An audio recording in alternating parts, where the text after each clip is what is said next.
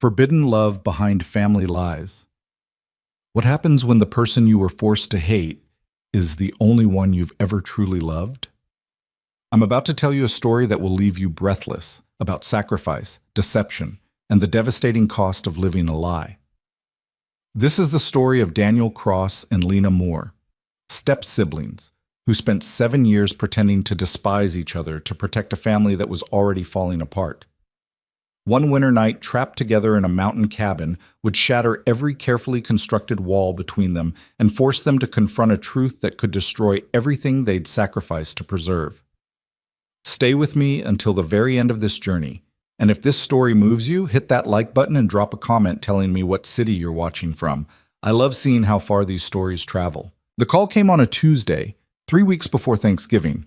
Daniel Cross stood in his kitchen, phone pressed against his ear, watching his 6-year-old daughter Emma trace patterns in spilled orange juice on the counter. He could hear his stepmother Margaret's carefully controlled excitement even before she finished speaking. "I've already booked the cabin," Margaret said, her voice carrying that particular brightness that meant she'd made a decision and expected everyone else to fall in line. 3 bedrooms, beautiful view of the mountains, completely secluded. It'll be perfect for all of us to finally spend real time together. Daniel's jaw tightened. "Margaret, I don't think—" "Daniel, please." The brightness cracked slightly, revealing something more fragile underneath. "Your father and I, we need this. As a family, all of us together.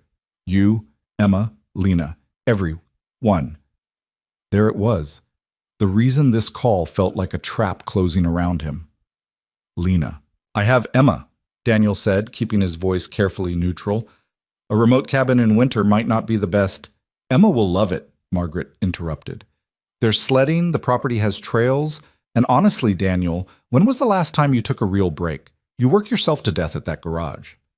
She wasn't wrong about that. Daniel had spent the last 7 years building a life that left no room for anything except work and Emma. 60-hour weeks at Cross Auto Repair, every spare moment dedicated to making sure his daughter had everything she needed, everyone she could depend on. No dating, no complications, no risks that might destabilize the careful balance he'd constructed. No room for mistakes, no room for the truth about Lena Moore. "Does Lena know about this?" Daniel asked. The pause on the other end told him everything. She'll be there. I've already talked to her." Of course Margaret had. His stepmother had spent 7 years trying to bridge the gap between her daughter and her stepson, never understanding that the hostility she witnessed wasn't real animosity at all. It was armor. Protection. The only way Daniel and Lena had found to survive in the same family without destroying everything their parents had built together. "I really don't think this is a good idea," Daniel said. "Daniel," Margaret's voice softened. "I know you and Lena have never gotten along. I know this family hasn't been easy for either of you, but she's your sister, and I'm asking you, both of you, to try. For your father and me. Please." The word sister landed like it always did, a knife between his ribs wrapped in propriety and expectation. Lena Moore was many things. His stepsister legally, yes. The daughter of the woman his father had married when Daniel was 19 and Lena was 18. But she had never, not for one single moment in the 8 years since their parents' wedding, felt like his sister. She'd felt like the person he couldn't have, the person he'd wanted anyway, the person who'd looked at him one night, 3 months after their parents' honeymoon, and said with perfect clarity, "We can't do this. It would destroy them. You know that, right?" And Daniel, still young enough to believe that sacrifice meant something, had agreed. They'd made a pact that night. In public, they would be distant, cold, barely tolerant of each other's presence. No warmth, no private jokes, no lingering eye contact that might give away what had almost happened between them. Their parents would have their happiness, their blended family, their second chance at love, and Daniel and Lena would pay the price. 7 years later, the price felt astronomical. "All right," Daniel heard himself say. "We'll come." Margaret's relief was audible. "Thank you. Thank you, sweetheart. You won't regret this." But Daniel already did. The cabin sat 2 hours north of the city, deep enough into the mountains that cell service became a suggestion rather than a guarantee. Daniel made the drive on the Friday after Thanksgiving. Emma buckled into her booster seat behind him, chattering about snow and sledding and whether they'd see deer. "Will Aunt Lena be there?" Emma asked as they wound through increasingly narrow roads flanked by towering pines. Daniel's hands tightened on the steering wheel. "Probably." "I like Aunt Lena," Emma said matter-of-factly. "She's nice to me. She sends me birthday cards with $20 in them." "That's very generous of her," Daniel managed. "Why don't you like her, Daddy?" The question was innocent, direct in the way only children's questions could be. Daniel had spent years crafting careful non-answers to variations of this inquiry. "It's complicated, sweetheart. Grandma Margaret says you and Aunt Lena just need to spend more time together. And Grandma Margaret says a lot of things. She says families should love each other even when it's hard." Daniel glanced in the rear-view mirror at his daughter's serious expression. Emma had his dark hair and her mother's blue eyes. Rachel had left when Emma was 11 months old, deciding that motherhood and Daniel Cross weren't what she wanted after all. The divorce had been quick, her departure quicker. She sent birthday cards twice a year and nothing else. "You're right," Daniel said quietly. "Families should love each other, even when it's hard." The cabin came into view around the next bend. It was larger than Daniel had expected, a sprawling structure of timber and stone with a wraparound porch and smoke already rising from the chimney. 2 cars were parked in the clearing, his father's sedan and a blue Honda Civic that made Daniel's stomach drop. Lena was already here. "It looks like a castle." Emma unbuckled herself before Daniel had fully stopped the truck, practically bouncing with excitement. "Can I go see inside?" "Wait for me," Daniel said, but Emma was already out the door, boots crunching on the thin layer of snow covering the ground. Daniel sat in the truck for a moment longer than necessary, watching his daughter run toward the cabin door. Through the front window he could see movement, his father Michael standing near the fireplace, Margaret in the kitchen area. And there, just visible in profile, was Lena. She'd cut her hair. It fell just past her shoulders now instead of down her back. She wore jeans and a cream-colored sweater, and even from this distance, even through glass and years of careful distance, Daniel felt the impact of seeing her the way he always did. Like gravity shifting, like coming home to a place he'd been exiled from. He forced himself out of the truck. Inside, the cabin smelled like pine and the beef stew Margaret had probably been cooking for hours. Emma had already been absorbed into Margaret's enthusiastic hug, was already being told about the hot chocolate waiting for her in the kitchen. Michael came forward to grip Daniel's shoulder, his father's version of affection, firm, brief, meaningful in its restraint.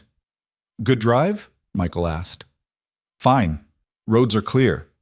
For now, weather says snow tonight."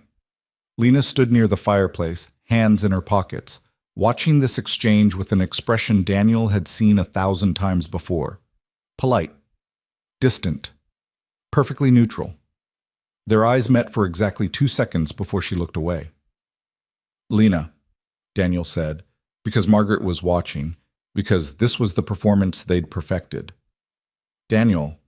Her voice was cool, professional, the tone you'd use with a coworker you didn't particularly like but had to tolerate. "Good to see you." The lie sat between them, familiar as breathing. Emma, oblivious to the undercurrent, rushed over to Lena with the unguarded affection of children. "Aunt Lena! Daddy said you'd be here." Lena's expression softened immediately, all the careful neutrality melting away as she crouched to Emma's level. "Hey, Emma Bean. Look at you. You've gotten so tall." "I'm 6 3/4 now," Emma announced proudly.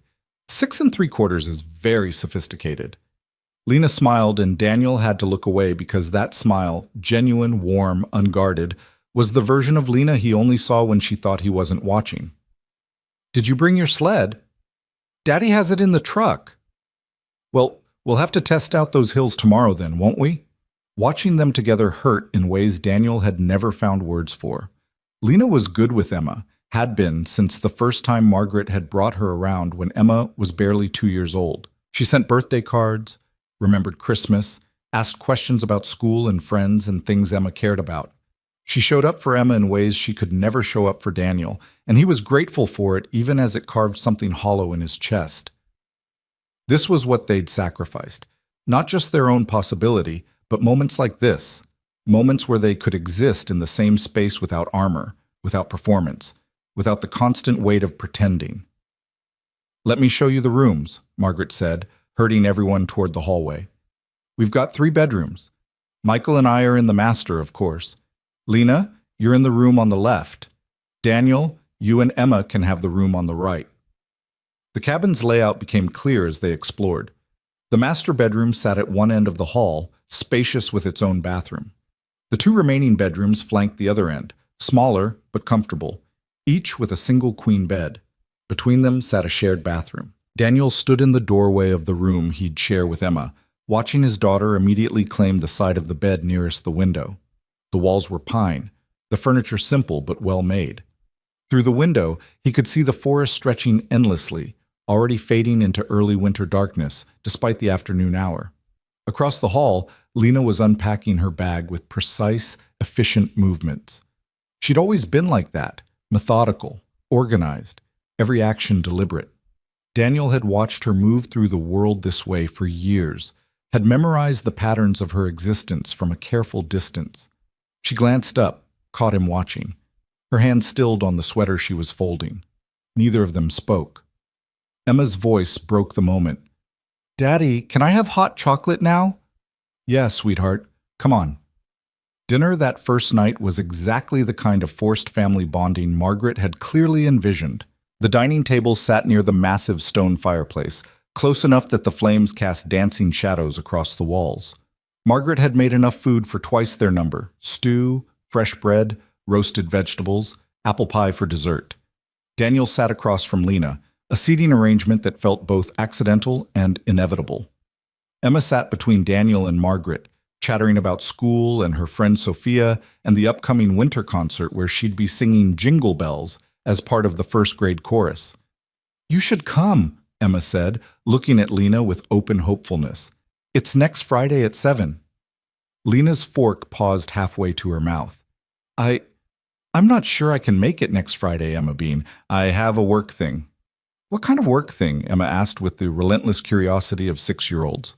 "Just a project deadline," Lena said, her tone carefully light. "I work in marketing for a tech company. Sometimes we have to stay late when we're launching new products."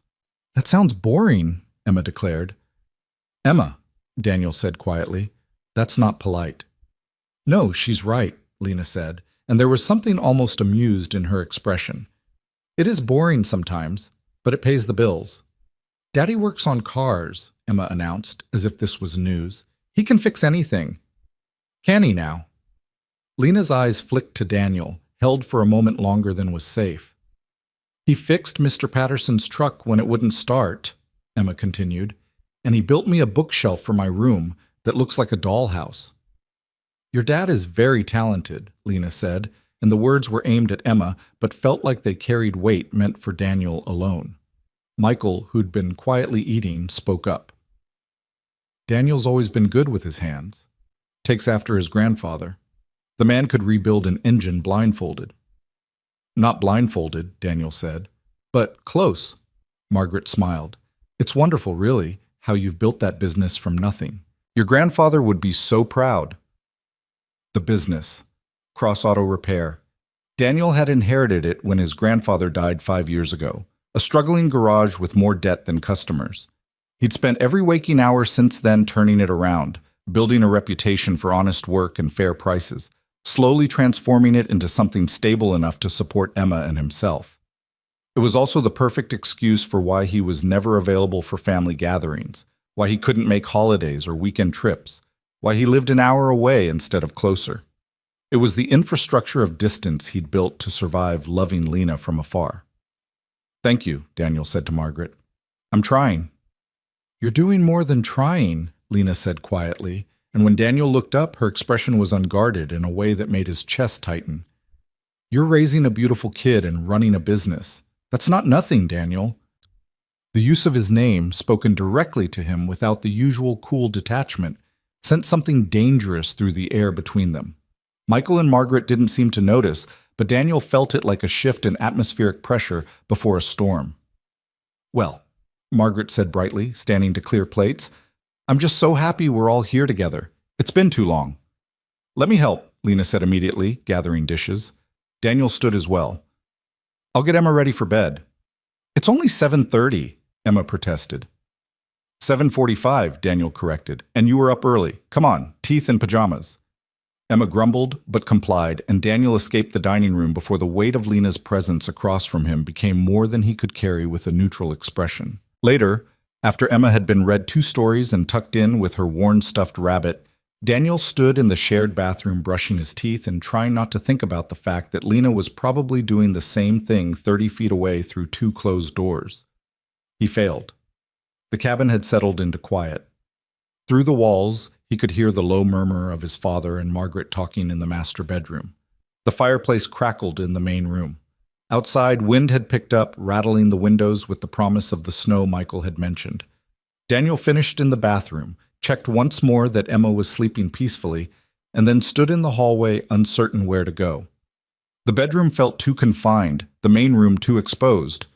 He'd spent 7 years avoiding situations exactly like this, trapped in close quarters with Lena, nowhere to escape, nothing to do but feel the weight of everything they weren't saying. He found himself walking toward the main room anyway. Lena sat on the couch nearest the fireplace, a book open in her lap, but she wasn't reading. She was staring into the flames, her profile outlined in gold and shadow, looking like something out of a painting Daniel couldn't afford to want. She looked up when he entered. Couldn't sleep? Emma's out cold. I'm just restless. The storm's getting worse. Lena gestured toward the window where snow had begun to fall in earnest, thick flakes that seemed to glow in the porch light. We might be snowed in by morning. Margaret will love that. More quality family time. The sarcasm in his voice was sharper than he'd intended. Lena's mouth curved slightly, not quite a smile. She means well. I know she does. Silence stretched between them, filled with the snap of burning wood and the howl of wind against the cabin walls. Daniel should leave, should go back to his room, close the door, maintain the distance that had kept them both safe for 7 years. Instead, he sat in the chair across from Lena's couch. Her eyes tracked the movement, something unreadable flickering across her expression. Daniel? Whatever she was going to say was interrupted by the sound of a door opening. Margaret appeared in the hallway, wrapped in a thick robe, her expression concerned. The heat just went out, she said. No. The heating system was located in a closet off the kitchen. Daniel crouched in front of it, examining the unit while Michael held a flashlight and Lena stood in the doorway watching. Pilot light's out, Daniel said after a moment. And I can't get it to relight. Is it broken? Margaret asked, worry creeping into her voice. Could be the thermocouple. Could be a gas supply issue. Hard to tell without the right tools, and I didn't exactly bring my work kit on a family vacation. Can it wait until morning? Michael asked. Daniel stood, wiping his hands on his jeans. The storm's getting worse. Even if we could get someone out here, which I doubt, it won't be tonight. The fireplace will keep the main room warm, but the bedrooms are going to get cold. How cold? Margaret asked. Uncomfortably cold by midnight, potentially dangerous by morning if this storm is as bad as it looks. Michael and Margaret exchanged glances, a wordless communication born of years together. We could all sleep in the main room, Margaret suggested.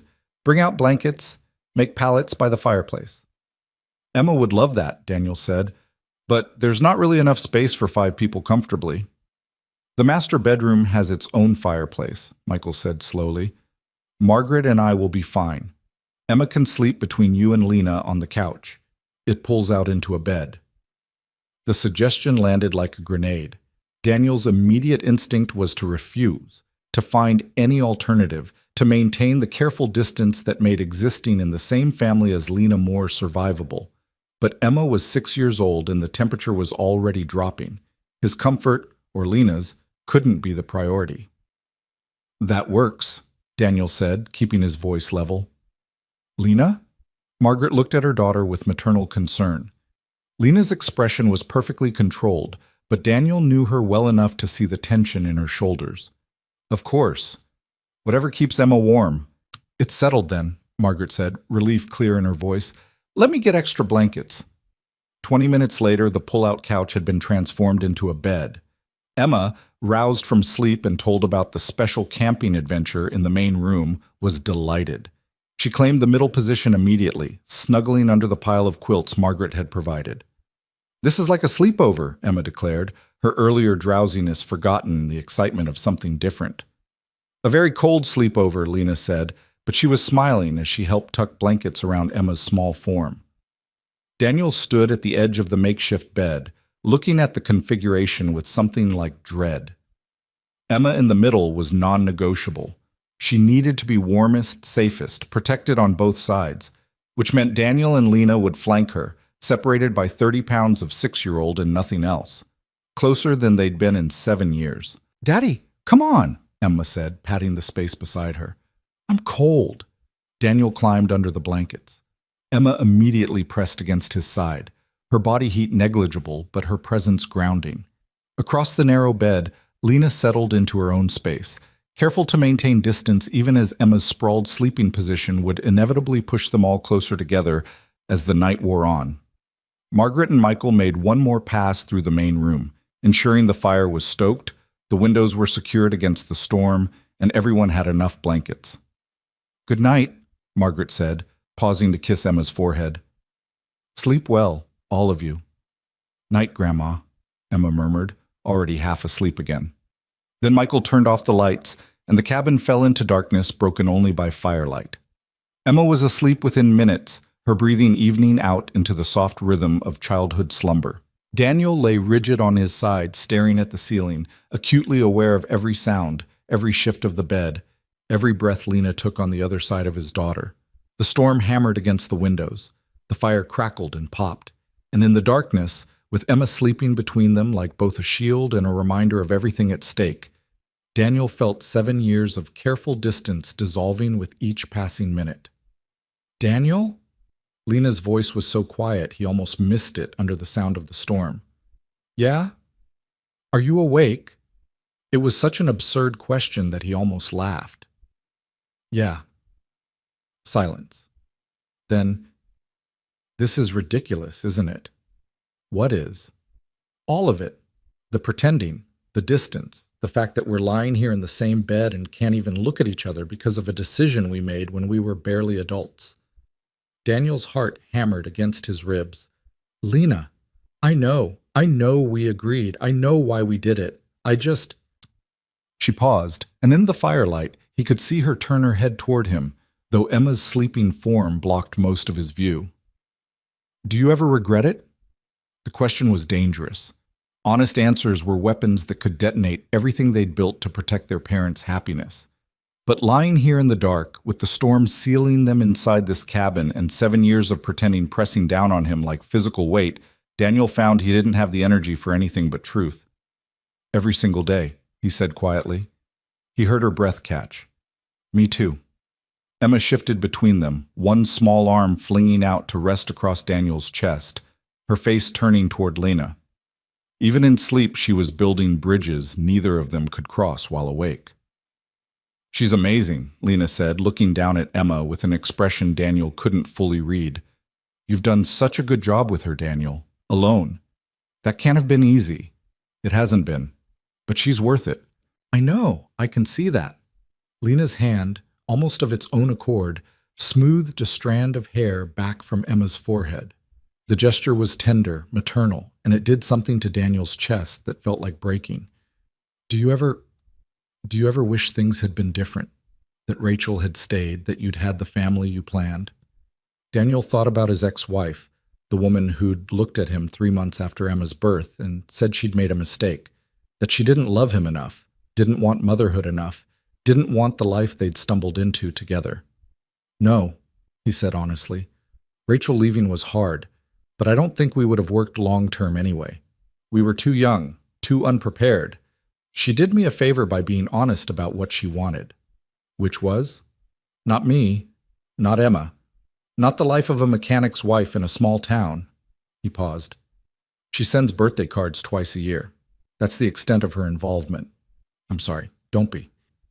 "Don't. Emma has everything she needs. She has me, she has my dad and Margaret, she has—" He stopped before saying she has you, because that felt like crossing a line even in this already dangerous conversation. But Lena heard it anyway. "She has me," Lena finished quietly. For whatever that's worth. It's worth more than you know.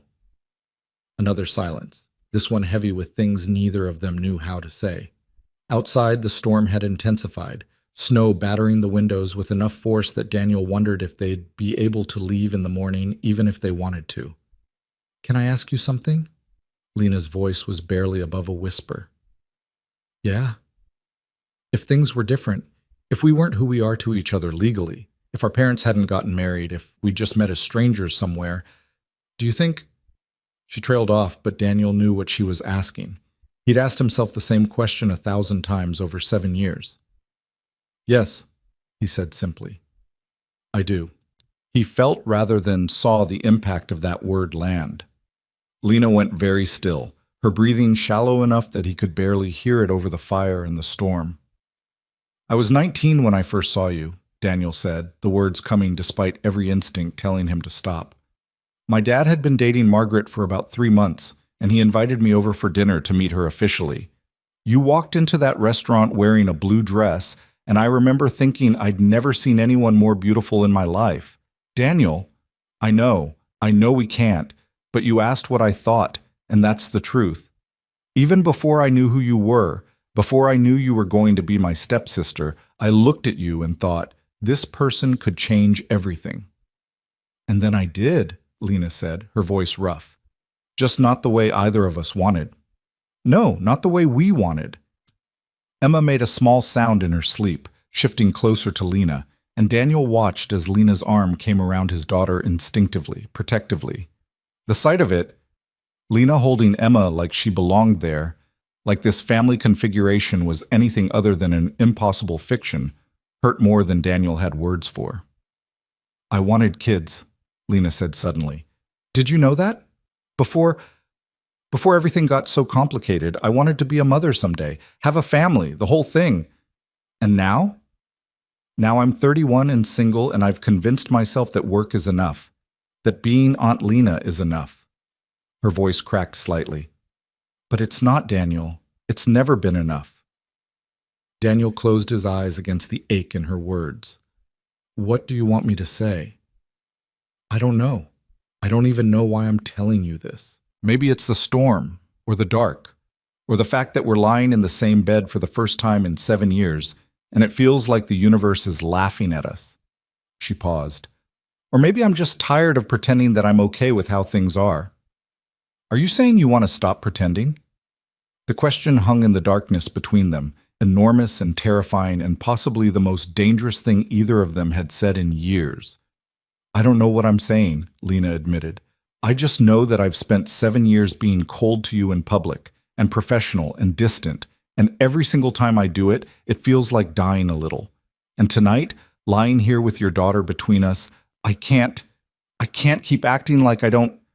She stopped, the sentence unfinished, but Daniel heard everything she couldn't say. "Like you don't what?" he asked, even though he knew, even though hearing her say it would shatter whatever fragile control he'd maintained over this situation. "Like I don't still think about that night," Lena said, her voice barely audible. 3 months after our parents got married. Your apartment, the conversation we had about what we couldn't do, what we couldn't risk, what we had to sacrifice to keep our parents happy." Daniel remembered. Of course he remembered. It was seared into his memory with perfect clarity. Lena sitting on his couch, tears on her face, saying they had to make a choice between what they wanted and what was right. Daniel had agreed because he'd been young enough to believe that sacrifice was noble, that protecting his father's happiness was more important than his own. 7 years later, the nobility felt hollow. "I think about it too," Daniel said. "Do you ever wonder what would have happened if we'd chosen differently?" "Every day." "Would it have been worth it? The fallout, the hurt, the damage to our parents' marriage?" Daniel looked at Emma sleeping between them, her small face peaceful and trusting. He thought about the life he'd built, the business, the routine, the careful isolation that kept him safe from risks he couldn't afford to take. And he thought about Lena, who sent birthday cards with $20 in them, who showed up for Emma in ways she could never show up for him, who'd spent 7 years being exactly what their agreement demanded, and nothing more. "I don't know," he said honestly, "but I know that what we chose has cost us more than I think either of us realized it would." Lena was quiet for a long moment. When she spoke again, her voice carried a weight that sounded like 7 years of accumulation finally breaking through. I have something I need to tell you. About our parents. Daniel's stomach dropped.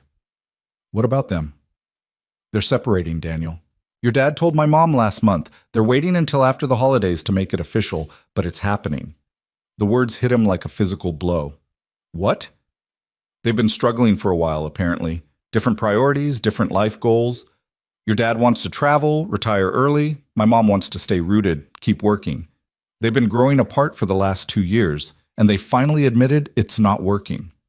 Daniel stared at the ceiling, trying to process what she was telling him. Margaret invited us all here knowing they were about to divorce. She wanted one last family gathering before everything changed, one last chance to pretend we were all okay.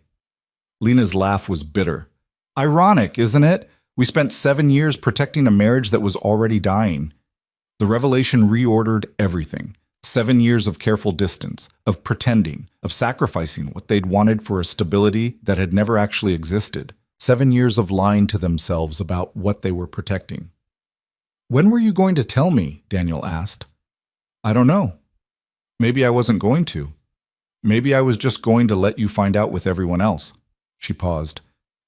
But lying here, listening to you talk about choices and regret, I couldn't let you keep thinking we gave it all up for something that lasted.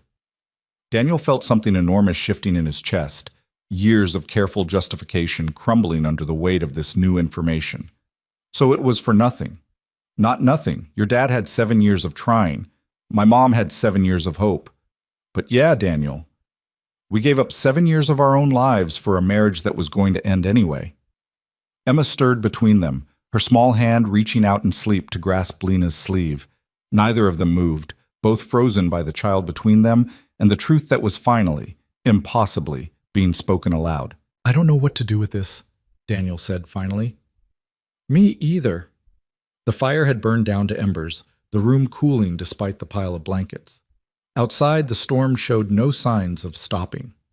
They were trapped here, all of them, in this cabin, in this night, in the consequences of decisions made when they were too young to understand what they were trading away. Can I ask you something else? Lena said. Yeah. That night at your apartment, before we made our agreement, do you remember what you said to me? Daniel remembered every word. I said I thought I could fall in love with you if we let ourselves. And I said I thought I already had.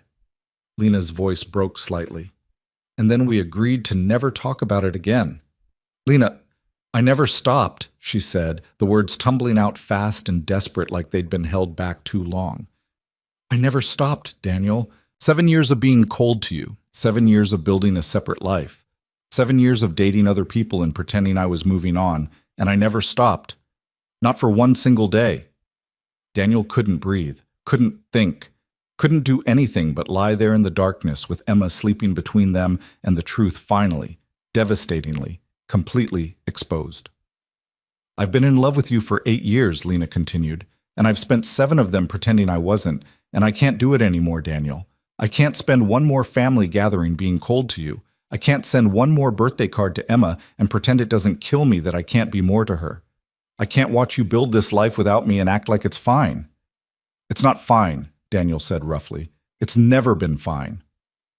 So what do we do? It was the question neither of them had an answer to. Emma was between them, literally and figuratively. A child who needed stability, who needed her father to be present and focused and not distracted by impossible complications. Daniel's business was an hour away. Lena's job was in the city. Their parents were divorcing, which removed the original reason for their agreement, but didn't magically solve the logistics of 2 lives built in careful separation. And beyond all that, there was fear. Fear that they'd built this up too much in their minds, that 7 years of longing had created an impossible standard, that the reality of being together couldn't possibly live up to the fantasy they'd constructed. I don't know, Daniel admitted, but I know I'm tired of lying. Me too. Emma shifted again, this time rolling more fully toward Lena, her small body seeking warmth. Lena's arm tightened around her, and Daniel saw tears on Lena's face catching the dim glow of the dying fire. She's so perfect, Lena whispered. "And I've missed so much, Daniel. 7 years of being held at arm's length from both of you. 7 years of being Aunt Lena instead of— Instead of what?" Daniel asked gently. "Instead of someone who matters. Someone who gets to be part of her life in a real way. Someone who—" She stopped, swallowing hard. "Someone who could love her the way I already do." The confession hung in the air between them, enormous and vulnerable and so close to crossing lines they'd spent years defending. Daniel looked at Lena holding his daughter, looked at the tears on her face and the careful tenderness in the way she touched Emma's hair, and felt something crack wide open in his chest. "You already matter," he said, "to both of us. More than you know. But not in the way I want to, not in any way that's real or lasting or—" Lena's voice broke completely. "I'm sorry. I shouldn't be saying any of this. It's not fair to you. It's not fair to Emma. It's just—" "True," Daniel interrupted. "It's just true." Lena looked up at him then, really looked at him for the first time in 7 years without the armor of pretense between them. Her eyes were red, her face blotchy from crying, her hair falling out of the ponytail she'd tied it back in. She looked wrecked and honest and more beautiful than any version of careful control she'd ever shown him. "What are we going to do?" she asked again, this time sounding lost. "I don't know, but we have all night to figure it out." Outside, the storm raged on. Inside, the fire burned down to almost nothing. And between them, Emma slept the deep, peaceful sleep of childhood innocence, unaware that the two adults she loved were finally, after 7 years of silence, telling each other the truth. The night was long and dark and far from over, and neither of them looked away. The confession settled between them like fallout, reshaping the landscape of everything they'd carefully constructed over 7 years. Daniel stared at the ceiling beams, watching shadows from the dying fire dance across the wood, trying to find solid ground in a conversation that had demolished every safe boundary they'd maintained. "When did you know?" he asked finally, his voice rough. "That you couldn't keep pretending." Lena was quiet for a moment, her hand still resting protectively on Emma's sleeping form. "Emma's 5th birthday party. Do you remember?" Daniel remembered. Margaret had insisted on hosting it at her house, had invited half of Emma's kindergarten class, had turned it into the kind of elaborate production that made Daniel uncomfortable, but that Emma had loved. He'd showed up late because of a breakdown at the shop, had walked into chaos of balloons and screaming children and cake everywhere. And Lena had been there, sitting on the floor with Emma and 3 other girls, teaching them how to make friendship bracelets. "You were covered in glitter," Daniel said. "Emma dumped an entire bottle on my head." Lena's voice carried a ghost of laughter. "And I was sitting there watching her laugh, watching you watch her from across the room, and I thought, this is what I'm missing, this exact thing, these moments." You were there for that moment. As Aunt Lena, as the stepsister who sends birthday cards and shows up for required family events, not as someone who— She stopped, searching for words. Not as someone who gets to matter in the everyday parts. The homework help and the bedtime stories and the scraped knees. I get the highlight reel, Daniel. I've never gotten the actual life.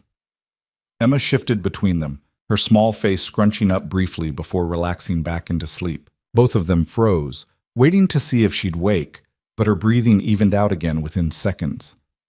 "I wanted to ask you to stay that day," Daniel said quietly. "After everyone left and it was just me and Emma cleaning up wrapping paper.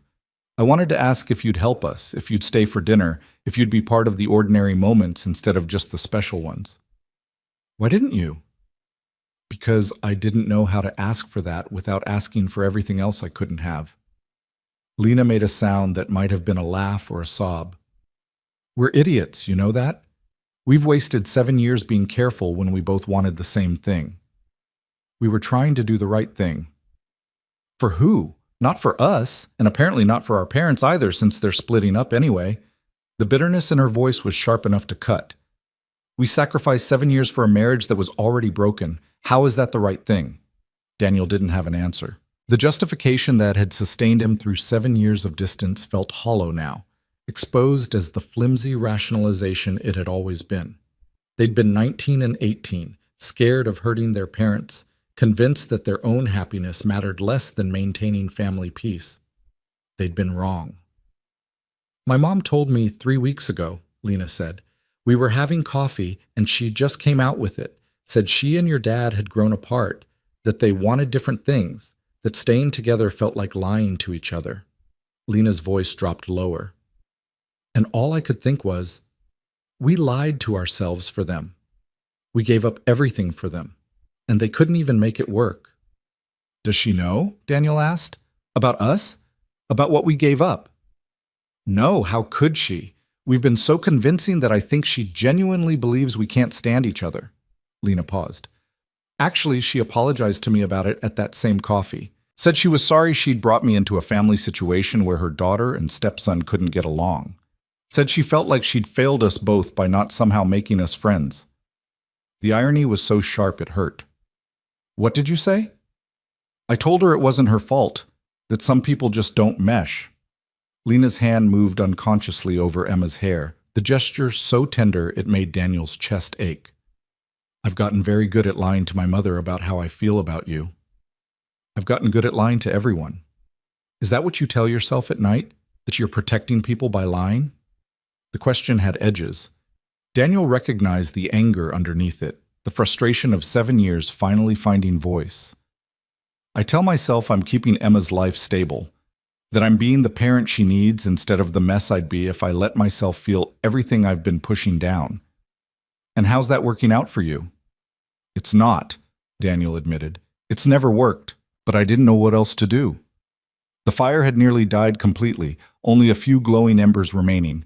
The temperature had dropped noticeably, and Daniel could feel Lena shivering despite the pile of blankets. He wanted to pull her closer, to share warmth the way they were both trying to warm Emma, but the invisible boundaries between them felt more solid than the sleeping child. "We should add wood to the fire," Lena said, clearly feeling the cold too. Daniel carefully extracted himself from the blankets, moving slowly so as not to disturb Emma. The floor was shockingly cold against his bare feet as he crossed to the fireplace. Lena joined him, both of them working in practiced silence to build up the fire again. Daniel arranging logs while Lena used the poker to redistribute embers. Standing here in the semi-darkness, working together on something as simple as building a fire, felt dangerously domestic. Like a glimpse of an alternate timeline where this was normal, where they could stand shoulder to shoulder without carefully maintained distance. "I'm scared," Lena said suddenly, still focused on the fire. "Of what happens if we stop pretending." "Me too. What if it ruins everything? What if we try and it doesn't work, and then we can't even be Aunt Lena and distant stepbrother anymore? What if we lose even the little bit we have?" Daniel set down the last log and turned to face her. Firelight painted her profile in gold, highlighted the worry lines between her eyebrows, caught on the tears still drying on her cheeks. "What if it works?" "That's almost scarier." "Why?" "Because then we have to admit we wasted 7 years. Because then we have to figure out how to build a life together when we've spent so long building separate ones. Because then Emma..." Lena's voice broke. "Because then Emma gets attached to me in a real way, and if it falls apart, she's the one who gets hurt. Emma already loves you. As Aunt Lena. As the person who sends birthday cards and shows up twice a year. Not as..." She stopped, seemingly unable to finish the sentence. "Not as what?" Daniel asked gently. "Not as someone permanent? Not as someone who could be a real part of her life?" "Not as someone who could be her mother," Lena whispered, and the words hung in the air between them like a confession too large to take back. Daniel felt the impact of it in his chest, in his throat, in every careful defense he'd built against wanting exactly this. "Lena, I know that's not something you can promise, or that I have any right to want. She has a mother, even if Rachel doesn't act like it, and I'm just the stepsister who's been kept at arm's length for 7 years. I have no claim to her." "That's not true." "Isn't it? What am I to Emma really? What have I been allowed to be?" Daniel thought about the birthday cards, the Christmas presents, the way Emma's face lit up when she saw Lena. He thought about how Lena remembered every detail Emma shared, asked follow-up questions about friends and school, and things that mattered to a 6-year-old. He thought about the friendship bracelets and the glitter and the way Lena had looked at his daughter with something like hunger. "You've been exactly what I was afraid of," Daniel said finally. "Someone Emma could love. Someone who could break both our hearts if this doesn't work." Lena turned to face him fully, the fire crackling behind them, the cabin still and quiet except for the storm raging outside. They were standing close enough that Daniel could see the individual tears on her lashes, close enough to touch if either of them was brave enough to close the distance. "I would never hurt her," Lena said fiercely. "Whatever happens between us, whatever we decide, I would never walk away from Emma the way Rachel did." "You have to believe that." "I do. That's what terrifies me." "Why?" "Because it means if we try this, if we stop pretending and let ourselves want what we've been denying, the stakes aren't just us anymore. It's Emma too. It's her stability, her sense of family, her ability to trust people who say they'll stay." Lena reached out slowly, telegraphing the movement like she was approaching something fragile, and placed her hand on Daniel's arm. The touch was electric after years of careful avoidance, years of making sure they never stood too close or made contact that lasted longer than socially necessary.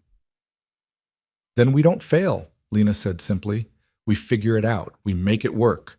Because the alternative, going back to the way things were, pretending we don't feel this, watching each other live half-lives from across family dinner tables, I can't do that anymore, Daniel. I physically cannot survive more years of that."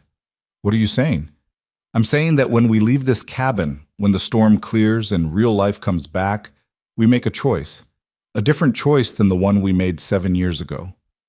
Her hand tightened on his arm. "We choose each other. We choose the truth. We choose to stop protecting a marriage that's already over and start building something that could actually last." Daniel covered her hand with his own, finally, after 7 years, allowing himself the simple intimacy of touching her with intention. It won't be easy. Nothing worth having ever is. Emma comes first, always. That's not negotiable. I wouldn't want it any other way. And we take it slow. We don't rush into be...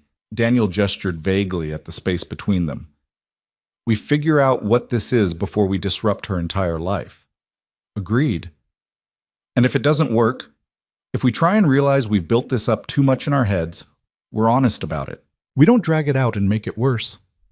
Lena's expression flickered with something that might have been hurt, but she nodded. "Okay." They stood there in the firelight, hands clasped. 7 years of distance finally collapsed into this moment of fragile honesty. The fire popped loudly, sending sparks up the chimney, and both of them startled slightly, the spell breaking. "We should get back to Emma before she wakes up and wonders where we went," Lena said, but she didn't move to pull her hand away. "Yeah." Neither of them moved for another long moment. Then Daniel did something he'd wanted to do for 8 years. He lifted Lena's hand to his lips and kissed her knuckles gently, a gesture of promise and possibility and everything they'd denied themselves. Lena's breath caught. "Daniel, I know, slow, I know." He lowered her hand but didn't release it. "But if we're doing this, if we're choosing truth, then I need you to know something." "Oh, what?" "I've been in love with you since that night in my apartment. Since before that, probably. And nothing about the last 7 years changed that. Not the distance, not the pretending, not the life I built trying to get over you. None of it worked." Lena's eyes filled with fresh tears. "Why are you telling me this now?" "Because you need to know what you're signing up for. This isn't curiosity or attraction or wondering what if. This is..." He struggled for words adequate to the enormity of what he felt. "This is everything, Lena. It always has been." She pulled her hand free, and for a horrible moment Daniel thought he'd said too much, pushed too hard, scared her away. But then both her hands came up to frame his face, her touch gentle, despite the intensity in her expression. "You're not the only one who's been carrying this for 7 years, she said. "You're not the only one who tried to move on, and couldn't. You're not the only one who looked across family dinner tables and wanted to scream because we were so close and so impossibly far apart at the same time." "Lena, I love you," she said, the words fierce and definitive. "I have loved you through every awkward family gathering, through every cold interaction, through every year of pretending you were nothing more than an obligation. I love you, and I'm done hiding it." Daniel had imagined this moment in 1,000 different variations over 7 years. Late at night, when he couldn't sleep, during long drives with nothing but his thoughts for company, in the space between waking and dreaming where impossible things felt briefly real.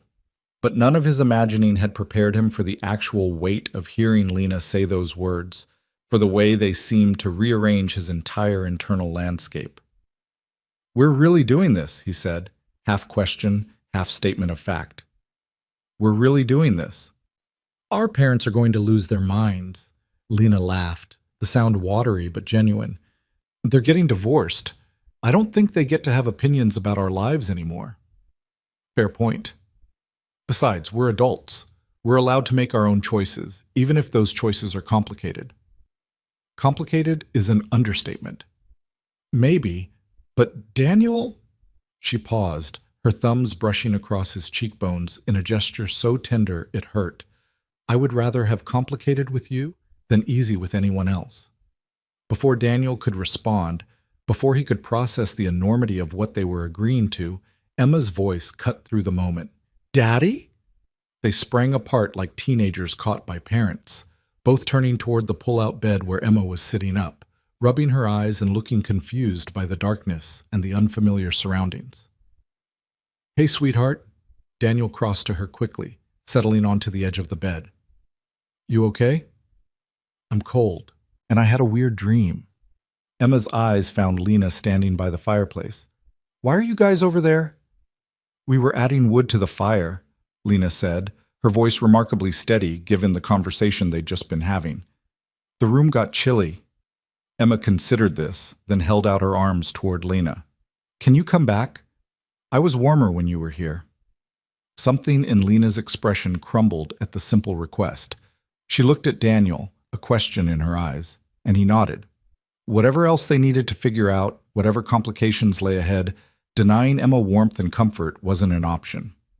Lena returned to the bed, and Emma immediately burrowed into her side with the unselfconscious trust of childhood. "You're really warm, Aunt Lena." "Thanks, Emma Bean. You're pretty warm yourself." Daniel climbed back under the blankets on Emma's other side, and within minutes they were arranged exactly as they had been before. Emma in the middle, Daniel and Lena flanking her, the fire burning steadier now, but the storm still raging outside. "Tell me a story," Emma said sleepily, already halfway back to unconsciousness. "What kind of story?" Lena asked. "One about when you and Daddy were young." The request was so innocent, so completely unaware of the minefield it represented, that Daniel almost laughed. Lena caught his eye over Emma's head, and he could see her struggling with the same impulse. "How about a different story?" Daniel suggested. "One about a brave princess." "Princesses are boring," Emma declared. "I want a real story, about real people." Lena's hand found Daniel's across Emma's sleeping form, their fingers intertwining in the darkness. "Okay," Lena said slowly. "I'll tell you about the first time I met your dad." Daniel's grip tightened in warning, but Lena's expression was calm, controlled, like she knew exactly what she was doing. "It was at a restaurant," Lena continued. "A fancy one with white tablecloths and candles on every table. I was nervous because I was meeting your Grandpa Michael for the first time, and I wanted to make a good impression." "Why were you nervous?" Emma asked, fighting sleep to hear the story. "Because meeting new people can be scary. You want them to like you, but you don't know if they will." Lena's voice was soft, almost hypnotic. "Anyway, I walked into the restaurant wearing my favorite blue dress, and the first person I saw was your dad." "What did he look like?" "Handsome," Lena said simply. "He was wearing a button-down shirt and jeans, and he had grease under his fingernails from working on cars all day. And when he smiled at me, I thought, this person is going to be important." Emma made a satisfied sound. "That's romantic." "It was," Lena agreed, "but also complicated. Because your dad and I couldn't be what we wanted to be. Not right away. We had to wait a very long time." "Why?" "Because sometimes grown-ups have to make hard choices about what's right and what's fair. And your dad and I, we chose to wait, to be patient, to put other people's happiness first." Daniel watched Lena tell this version of their story, watched her find a way to make it both true and appropriate for a 6-year-old's understanding. She was better at this than he'd given her credit for, better at navigating the complexity of what they were to each other in a way that honored Emma's need for simple truths. "But you're friends now, right?" Emma asked, yawning. "You don't have to wait anymore?" Lena's eyes met Daniel's across the darkness. "We're working on it, Emma Bean. We're working on being better than friends." "Like family?" "Yeah, like family." That seemed to satisfy Emma, who snuggled deeper into the blankets and let her eyes drift closed. Within minutes, her breathing had evened out again, and she was asleep. The silence that followed felt different than before, heavier with possibility, lighter without pretense. Daniel and Lena lay in the darkness, hands still clasped across Emma's sleeping form, neither quite ready to let go of the connection. "That was risky," Daniel said quietly, telling her that story. "Was it? Or was it the first honest thing we've said to her about us in 7 years? She's 6. She doesn't need to know about—" Daniel gestured vaguely at the space between them. "I know, but she does need to know that we don't hate each other, that whatever coldness she's sensed between us isn't real." Lena's thumb traced patterns on the back of his hand. "Kids are perceptive, Daniel. I guarantee Emma has picked up on the tension at family gatherings. This way, she knows it wasn't about her. It was about us figuring ourselves out." "You're good with her?" "I've had a lot of practice wanting to be." "Was?" The storm outside had reached a howling crescendo, wind battering the cabin with enough force that the windows rattled in their frames. Snow was piling up against the glass, creating drifts that glowed white in the moonlight filtering through the clouds. "We're definitely not leaving in the morning," Daniel observed. "Good. We're not done talking yet." "What else is there to talk about?" "We've established that we love each other, that we're tired of pretending, that we want to try making this work. What's left?" "The logistics," Lena said practically. "The actual details of how this works in real life. You live an hour away, you have a business, you have Emma. I have a job in the city, an apartment, a life that doesn't currently include you at all. So we date, like normal people. I drive to the city, you drive to me, we figure out schedules. And Emma? We tell her we're friends who are becoming closer. We let her get used to you being around more. We don't rush anything or make promises we can't keep." "What about our parents?" That was the harder question. Daniel thought about his father, about Margaret, about the divorce that was coming whether or not he and Lena admitted the truth about their relationship. "We tell them after the holidays, after they've told everyone about the separation. We're honest about what we want. They're going to think we're the reason they're splitting up. Let them think it. We know the truth. We stayed away specifically to protect their marriage, and it didn't matter. We can't control how they interpret our relationship." Lena was quiet for a long moment. "I'm scared they'll hate us for this." "They might. But Lena, we've spent 7 years putting their feelings ahead of ours. We've sacrificed our entire relationship to protect their marriage. At some point, we have to choose ourselves. Even if it hurts them? Even then.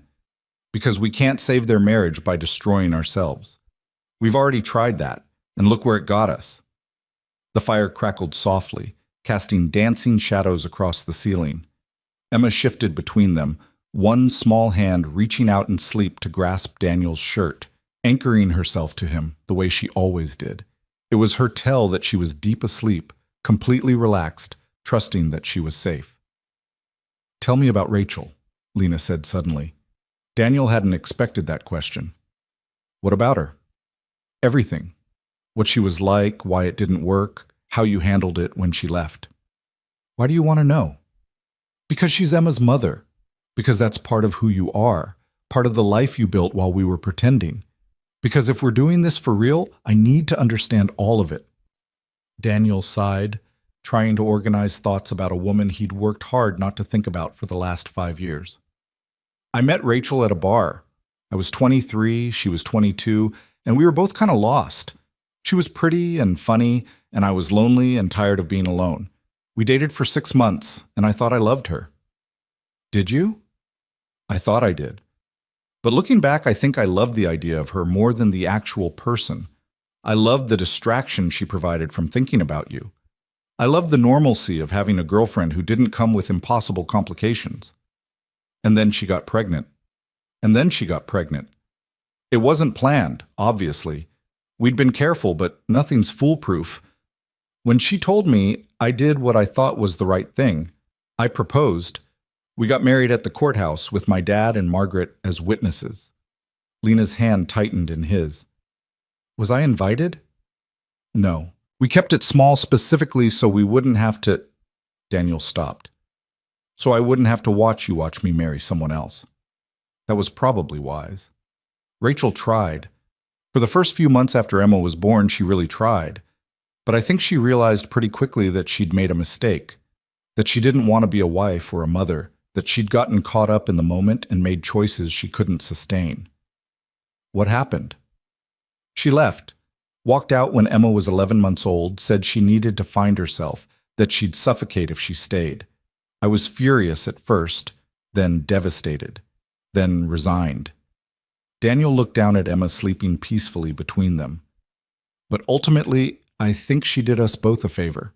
Better to leave early than stay and resent us for the next 18 years. Does she have any contact with Emma? Birthday cards?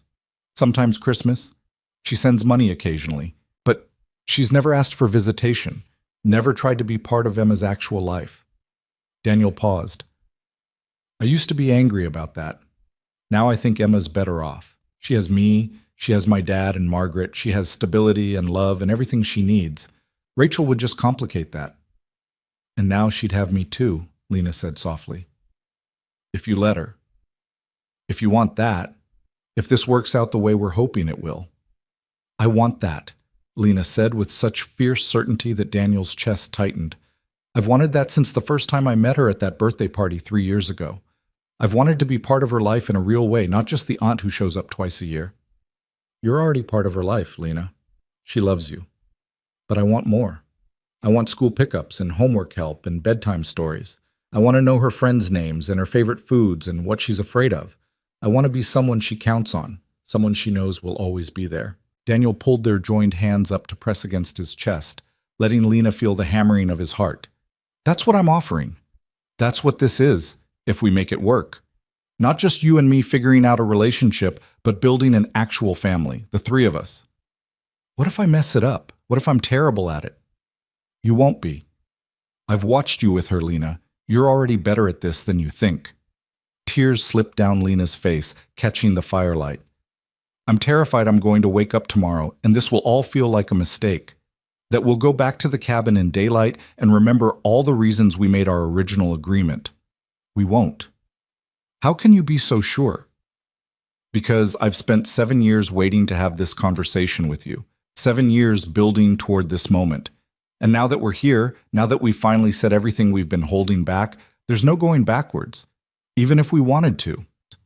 The storm outside began to ease slightly, the wind dying down to a manageable howl, the snow falling more gently against the windows. Inside the cabin, the fire burned warm and steady, casting the three of them in a cocoon of light and heat. When did you know you wanted kids? Lena asked, her voice barely above a whisper. I didn't, really. Not until Emma existed, and suddenly I couldn't imagine my life without her. Do you want more? Other children? The question hung between them, weighted with implication. I don't know. I never let myself think that far ahead. It was hard enough getting through each day with Emma. The idea of more kids, a bigger family, it felt impossible without… He stopped. Without me, Lena finished. Yeah.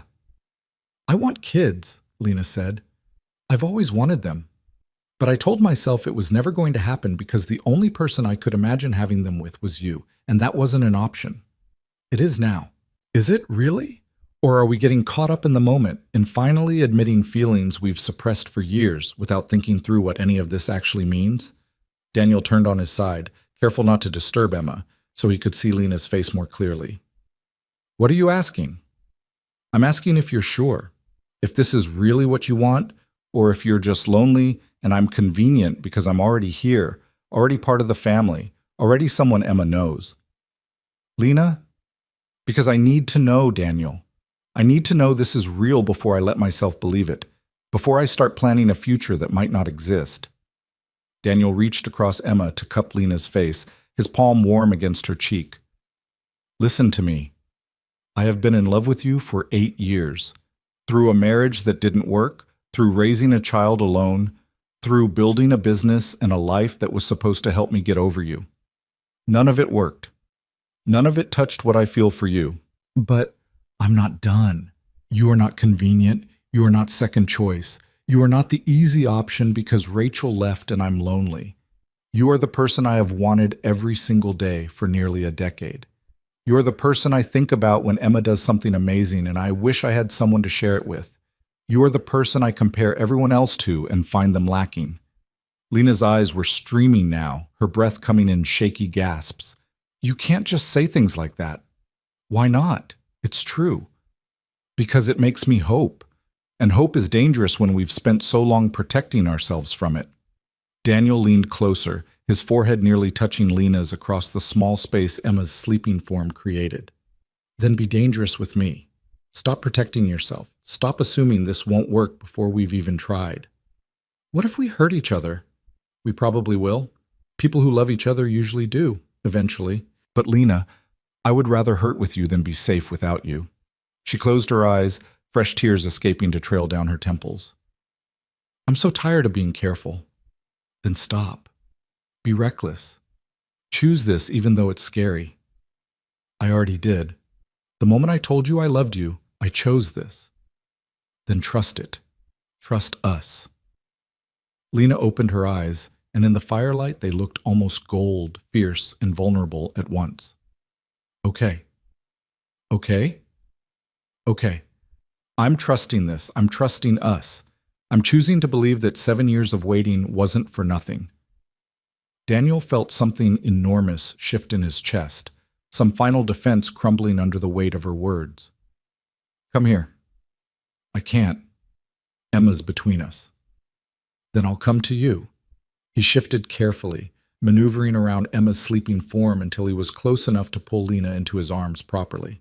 She came willingly, burying her face against his shoulder, her body shaking with the force of everything they'd finally allowed themselves to feel. They stayed like that for a long time, holding each other across the landscape of Emma's sleeping form, the fire burning low again, the storm finally beginning to ease outside. And somewhere in the darkness, in the space between what they'd been and what they were becoming, 7 years of careful distance collapsed into this single moment of impossible, terrifying, perfect truth. Tomorrow would bring complications. Their parents would need to be told. Logistics would need to be figured out. Emma would need careful navigation through whatever changes came next. But tonight, in this cabin, with the storm sealing them away from the real world, Daniel and Lena finally let themselves exist in the truth they'd denied for so long, and it felt like coming home. Morning came too quickly and not fast enough. Daniel woke to weak winter sunlight filtering through frost-covered windows and the sound of Emma's excited voice cutting through the quiet cabin. Daddy! Daddy, wake up! Look how much snow there is! He opened his eyes to find his daughter kneeling on the bed beside him, her face pressed against the cold glass, breath fogging the window as she pointed at the transformed landscape outside. The storm had dumped what looked like 2 feet of snow overnight, burying the cars, reshaping the trees into white sculptures, turning the world into something unrecognizable. Lena was already awake on Emma's other side, her hair tangled from sleep, wearing the same clothes she'd slept in, looking more beautiful than anyone had a right to look at 7 in the morning. Their eyes met over Emma's bobbing head, and something electric passed between them, acknowledgement of everything that had been said in the darkness, everything that had changed. Can we go sledding now, please? Emma bounced on the mattress with enough force to make both adults wince. After breakfast, Daniel said, his voice rough from sleep and emotion and too many hours spent talking instead of resting. And after we check with Grandma and Grandpa about what the plan is. There's so much snow. We're definitely stuck here, right? We get to stay longer? Lena smiled at Emma's enthusiasm, reaching out to smooth down the child's sleep-wild hair. Looks that way, Emma Bean. Might be stuck here for a while. The way she said it, the subtle weight behind the words, told Daniel she wasn't just talking about the weather. They were stuck here with the truth they'd finally spoken, stuck with the decision they'd made, stuck with having to navigate the aftermath together. Emma scrambled off the bed and ran toward the hallway, presumably to find her grandparents and share her excitement about the snow. The moment she was gone, the air in the room shifted, became charged with awareness and uncertainty. "Did last night actually happen?" Lena asked quietly, not quite meeting Daniel's eyes. "Or did I dream the entire thing?" "It happened." "And you meant it? Everything you said?" Daniel sat up, pushing blankets aside, and reached for her hand. She let him take it, their fingers intertwining with a familiarity that felt both new and ancient. "Every word. Did you?" "Yes." The answer was immediate, certain. "I'm terrified, but yes." "Good. Me too." They sat there for a moment in the rumpled bed, holding hands like teenagers, both aware that at some point they'd have to leave this room and face Michael and Margaret and the complicated reality of what they were choosing. But for now, for just a few more seconds, they could exist in this bubble where nothing mattered except the simple fact of finally being honest.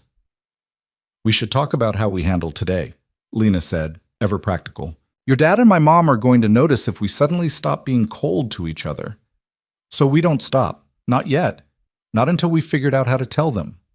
You want to keep pretending? Just for a few more days. Until the storm clears, until we're back in our regular lives and can have actual conversations instead of dropping this bomb while we're all trapped in a cabin together." Lena considered this, then nodded slowly. "That makes sense. Give them time to process their own separation before we add our relationship to the mix." "Exactly. But Daniel," she squeezed his hand, "I don't know if I can go back to being cold to you, not after last night, not after everything we said. We don't have to be cold. We can be civil, polite. Two adults who are learning to tolerate each other for the sake of family harmony. That's still lying. It's strategic honesty. We're protecting them until the time is right to tell the full truth." Lena's mouth quirked in something that wasn't quite a smile. "You're good at rationalizing." "I've had 7 years of practice." The sound of footsteps in the hallway made them spring apart, both suddenly aware of how it would look if someone walked in and found them holding hands on the bed they'd shared. Margaret appeared in the doorway, already dressed for the day, her expression concerned. "The roads are completely impassable," she said without preamble. "I just got off the phone with the rental company. They're saying it could be 2 or 3 days before plows make it up here." 3 days? Daniel's stomach sank even as part of him recognized the dark irony. They'd spent 7 years avoiding extended time together, and now the universe was forcing them into close quarters for 72 more hours. "I'm so sorry," Margaret continued, genuine distress in her voice. "I know this wasn't what any of you signed up for. Being trapped here with—" She gestured vaguely between Daniel and Lena. "Well, with the tension between you two." "We'll manage," Lena said, her voice carefully neutral. "It's not ideal, but we're adults. We can handle a few days." Margaret looked between them, something uncertain flickering across her expression. "You know, I've always hoped that eventually you two would at least become friends. You're both such good people. It seems like such a waste that you can't get along." The words landed with unintentional weight. Daniel felt Lena's hand twitch where it rested on the bed between them, hidden from Margaret's view. Friends. If Margaret only knew how far past friendship they'd traveled in the darkness last night. "Maybe this is an opportunity," Margaret said, warming to the idea. 3 days together, nowhere to escape. Maybe you'll finally figure out how to be in the same room without all the coldness." "Maybe," Daniel said non-committally. After Margaret left to check on breakfast preparations, Lena turned to Daniel with wide eyes. "She's going to push us together, isn't she? Think this is some kind of bonding opportunity?" "Probably." "This is going to be exhausting. Welcome to the next 3 days of our lives." They separated to get ready for the day, Daniel helping Emma pick out warm clothes for sledding while Lena disappeared into the bathroom. The cabin's morning routine felt surreal, moving through these domestic motions while carrying the weight of last night's confessions, trying to act normal when everything had fundamentally shifted. Breakfast was pancakes and bacon, the kitchen filled with the sounds of sizzling and Margaret's cheerful narration of the storm damage she could see from the windows. Michael sat at the table with coffee and the crossword puzzle from a newspaper that was already 2 days old, looking more tired than Daniel remembered seeing him. The divorce news had clearly taken its toll. Emma chattered about sledding plans, barely pausing to breathe between bites of syrup-soaked pancake. Lena sat across from Daniel again, and this time when their eyes met, there was no careful neutrality. There was heat and promise and barely concealed want that made Daniel shift uncomfortably in his chair. "So what's everyone's plan for today?" Margaret asked, playing hostess even in a rented cabin during a snowstorm. "Obviously, we're limited in options, but we could play games, watch movies, maybe build a snowman with Emma." "Sledding," Emma said immediately. "You promised, Daddy." "I said after breakfast, and I'm still eating." "You're slow eating." Lena laughed, the sound genuine and unguarded, and Daniel watched Margaret's expression shift to surprise. It was probably the first time she'd heard Lena laugh at something he'd said, or something related to him, in 7 years. "I'll take her sledding," Lena offered. "If that's okay with you, Daniel. Give you a chance to help your dad look at that heating system again." It was a peace offering disguised as practicality, and Margaret's face lit up like Lena had offered her the moon. "That's so sweet of you, honey. Are you sure?" "I love sledding, and Emma's great company." Lena directed the comment at Emma, not Daniel, but the warmth in her voice carried across the table anyway. "Can we, Daddy? Please?" Daniel could hardly refuse without looking like the difficult one. "Sure, but stay where we can see you from the window. And Emma, you listen to Aunt Lena about safety, okay?" "I will!" An hour later, Daniel stood at the kitchen window watching Lena and Emma trudge through knee-deep snow toward a promising hill visible from the cabin. Emma's bright pink jacket was a splash of color against the white landscape, and Lena's careful attention to his daughter, the way she held Emma's hand, the way she checked the sled, the way she clearly explained something that made Emma nod seriously, made Daniel's chest ache. "She's good with her," Michael said, appearing at Daniel's shoulder with fresh coffee. With Emma." "Yeah, she is. I always thought it was a shame you two never got along. Lena's a wonderful person, kind, responsible, smart. She would have made a good friend to you." Daniel gripped his coffee mug harder than necessary. "Dad, I know, can't force these things. Some people just don't mesh, no matter how much everyone else wishes they would." Michael paused, watching Lena help Emma position herself on the sled. "Margaret used to think it was something we did wrong, that we rushed the marriage, didn't give you two enough time to adjust before making you siblings." "You didn't do anything wrong." "Didn't we?" Michael's voice carried an unexpected edge of bitterness. "Because from where I'm standing, we built this family on sand. Margaret and I wanted so badly to make it work, to prove that second marriages could be successful, that blended families could be happy. We ignored all the cracks." Daniel turned to look at his father properly. Michael looked older than his 56 years in the harsh morning light, lines carved deep around his eyes and mouth, his shoulders carrying visible weight. Margaret told Lena about the separation. "I figured she might," Michael sighed. "We're planning to announce it after New Year's, didn't want to ruin everyone's holidays with our failure." "It's not a failure, Dad. Sometimes things just don't work out."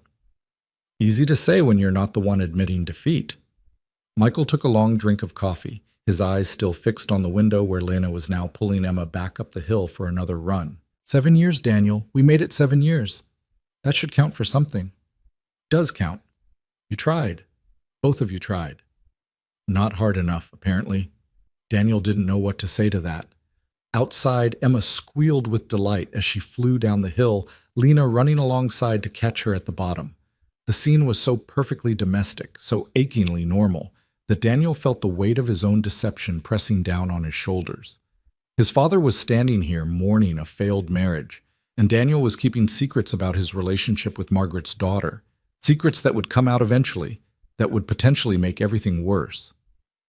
"Dad," Daniel started, then stopped, unsure how to continue. "What? Do you regret it? Marrying Margaret, trying to build this family, all of it?" Michael was quiet for a long moment. "No, I don't regret trying. I regret that it didn't work, but I don't regret the attempt. Margaret's a good woman. She deserves happiness, and I hope she finds it, just not with me." "What happened? You seemed happy." "We were, for a while. But we wanted different things, Daniel. She wants roots, community, to stay in one place and build connections. I want freedom, adventure, to see the world before I'm too old to enjoy it. He smiled sadly. Turns out those aren't compatible goals. You could compromise. We tried. For years we tried. But compromise just meant both of us were unhappy instead of one of us. Eventually you realize that's not sustainable. Outside, Lena was teaching Emma how to steer the sled, both of them laughing when Emma deliberately crashed into a snowbank. The sound of their joy drifted through the window, incongruous against the heaviness of the conversation happening inside. "Can I ask you something?" Daniel said carefully. "Of course." "If you'd known it would end like this, if you'd known 7 years ago that you and Margaret weren't going to make it, would you still have gotten married?" Michael considered the question seriously. "Probably not. Which sounds terrible, I know. But if I'd known the outcome, I would have saved us both a lot of pain and just stayed friends with her. Sometimes the trying isn't worth the inevitable heartbreak." The words hit Daniel like a physical blow. Sometimes the trying isn't worth the inevitable heartbreak. Was that what he and Lena were setting themselves up for? 7 years of sacrifice followed by an attempt that might end in the same place as Michael and Margaret? "Why do you ask?" Michael's gaze sharpened with parental perception. "You thinking about dating again?" "No, just wondering. Emma would probably like it if you did, having a mother figure around." Daniel thought about Lena pulling Emma up the hill again, patient and attentive and everything a mother should be. "Maybe someday. Don't wait too long. You're 30 years old, Daniel. You've got a lot of life ahead of you. Don't waste it being alone out of fear." The irony was suffocating. Here was his father, telling him not to waste his life, while Daniel stood at the window watching the woman he loved play with his daughter and couldn't even admit the truth about what he wanted. Outside, Emma took another run down the hill, this time on her stomach, shrieking with delight. Lena stood at the bottom with her arms out, ready to catch her, and Daniel watched as his daughter crashed into Lena's legs, and they both tumbled into the snow, laughing. The image seared itself into his memory. This was what he wanted. Not someday, not in some theoretical future, but now. He wanted Lena in his life, in Emma's life, as more than the aunt who visited twice a year. He wanted mornings like this to be normal instead of stolen moments during a snowstorm. But his father's words echoed in his head.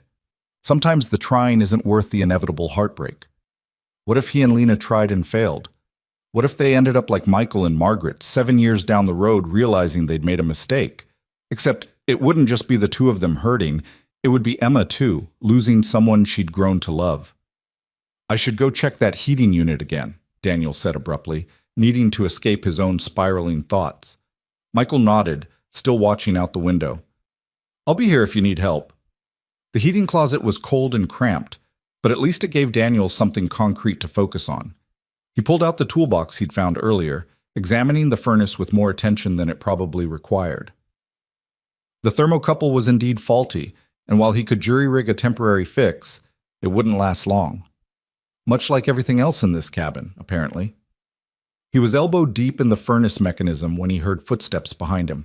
He didn't need to look to know it was Lena. He'd become attuned to the sound of her presence over the years, could feel her in a room before he saw her. "Emma wanted hot chocolate," Lena said quietly. "I left her with my mom." "How was sledding?" "Cold. Fun. She's got good instincts for steering, actually. Fearless, too. Reminds me of you when you were younger." Daniel glanced back at her. "You didn't know me when I was younger." "Your dad showed me pictures once. You at 8 or 9, building a treehouse with your grandfather. No harness, no safety gear, just balanced on a branch 20 feet up with a hammer and a huge smile. I broke my arm falling out of that treehouse 2 weeks later." "See? Fearless. And apparently not great at learning from experience, since you're trying to fix a furnace without proper tools." "I'm managing." Lena moved closer, crouching beside him to peer at the furnace. She smelled like cold air and snow, and something floral he couldn't place. "Your dad and my mom are in the living room having what looks like a serious conversation. Thought you should know." "He told me they're announcing the divorce after New Year's." "Yeah, Mom told me the same thing." Lena's shoulder brushed his as she shifted position. "Feels like the end of an era. Feels like we gave up 7 years for nothing." "Not nothing. They had 7 years. We had, she paused. We had whatever last night was. The beginning of something, maybe. Daniel set down the wrench he'd been holding and turned to face her fully. In the cramped space of the closet, they were close enough that he could count the freckles on her nose, see the exact shade of brown in her eyes. Are you having second thoughts? Are you? I asked first. Lena reached out, her hand hovering near his face before finally making contact, her fingers tracing the line of his jaw. I'm terrified. Does that count as second thoughts? I don't know. I'm terrified too. Of what? Of this not working, of hurting Emma, of ending up like our parents, realizing 7 years from now that we made a mistake. Daniel caught her hand, held it against his face. My dad just told me that if he'd known how it would end, he wouldn't have tried at all. That sometimes trying isn't worth the heartbreak. Lena's expression shifted, something hurt flickering across it. And you think that applies to us? I think I don't know how to protect Emma if this falls apart. So what are you saying? That we should stop before we start? That last night was a mistake? No, I'm saying I'm scared and I don't know what the right choice is anymore. They stayed frozen like that, her hand trapped against his face, both of them breathing too fast in the small space. Outside the closet, they could hear Margaret moving around the kitchen, could hear Emma's distant laughter from somewhere in the cabin. My mom asked me this morning if you and I had actually talked, Lena said quietly. Said she noticed we both seemed different today. Less hostile. What did you tell her? That we were trying, that being stuck here was forcing us to be civil. Lena's thumb brushed across his cheekbone. But Daniel, I don't want to just be civil with you. I don't want to spend 3 more days pretending when we finally stopped pretending last night. We agreed to wait, to tell them after the holidays. I know what we agreed. I'm just saying it's going to be harder than I thought. Everything about this is harder than we thought. Lena leaned in closer, her forehead nearly touching his, her breath warm on his face. Are you backing out? Because if you are, tell me now. Don't let me hope if you're already looking for the exit. I'm not looking for an exit. Then what are you doing? I'm trying to figure out how to do this right. How to protect everyone while still choosing what I want. You can't protect everyone, Daniel. Someone's going to get hurt no matter what we do. The question is whether we hurt ourselves by denying this, or we risk hurting other people by pursuing it. The truth of her words settled in his chest like a stone. She was right. There was no path forward that didn't involve pain for someone. They could sacrifice themselves again, go back to being distant and cold, protect their parents and Emma from any potential fallout. Or they could choose each other and accept that the consequences might be messy. I choose you, Daniel said, the words coming out rough but certain. I'm scared and I don't know if this is the right call, but I choose you anyway. Lena's eyes filled with tears. You're sure? No, but I'm doing it anyway. She kissed him then, right there in the cramped heating closet with his father in the next room and Emma somewhere in the cabin, and 7 years of denial finally crumbling into this single moment of reckless honesty. Her lips were cold from being outside, but her mouth was warm, and Daniel felt something in his chest crack open at the simple reality of finally, after so long, getting to touch her like this. It lasted maybe 5 seconds before they both pulled back, aware of how dangerous this was, how easily they could be caught. But those 5 seconds rewrote Daniel's entire understanding of possibility. Okay, Lena breathed, her pupils blown wide, her hand still cupping his face. Okay, we're doing this. Yeah, we are. But we should probably not do that again until we've actually told people, because I don't think I can stop if we start. Daniel laughed, the sound startled out of him by the combination of desire and absurdity. Agreed. They separated reluctantly, both hyper-aware of how they must look, flushed, disheveled, obvious. Lena smoothed down her hair while Daniel turned back to the furnace, trying to calm his racing heart. I should get back to Emma, Lena said. Before my mom wonders what's taking so long. Yeah, go. She paused in the doorway. Daniel? Yeah? Thank you for choosing this, for choosing me. Then she was gone, and Daniel was alone with a broken furnace and the echoing memory of her kiss and the terrifying certainty that he'd just committed to something that could either save him or destroy everything. The rest of the day passed in a strange, suspended reality. Daniel fixed the furnace well enough to get lukewarm air circulating through the vents. Margaret made lunch, grilled cheese and tomato soup, comfort food that matched the cozy cabin atmosphere. Emma alternated between playing in the snow and warming up by the fire, her energy seemingly endless despite the cold. And through it all, Daniel and Lena orbited each other carefully, maintaining the appearance of polite distance while trading loaded glances across rooms, finding excuses to stand near each other, existing in a state of hyper-awareness that felt both exhilarating and exhausting. Margaret noticed. Daniel could see her watching them with poorly concealed hope, clearly thinking her plan to force them together was working. Michael seemed oblivious, wrapped up in his own thoughts about the impending divorce announcement. By evening, the cabin had settled into quiet domesticity. Emma had crashed early, worn out from hours of sledding and playing in the snow.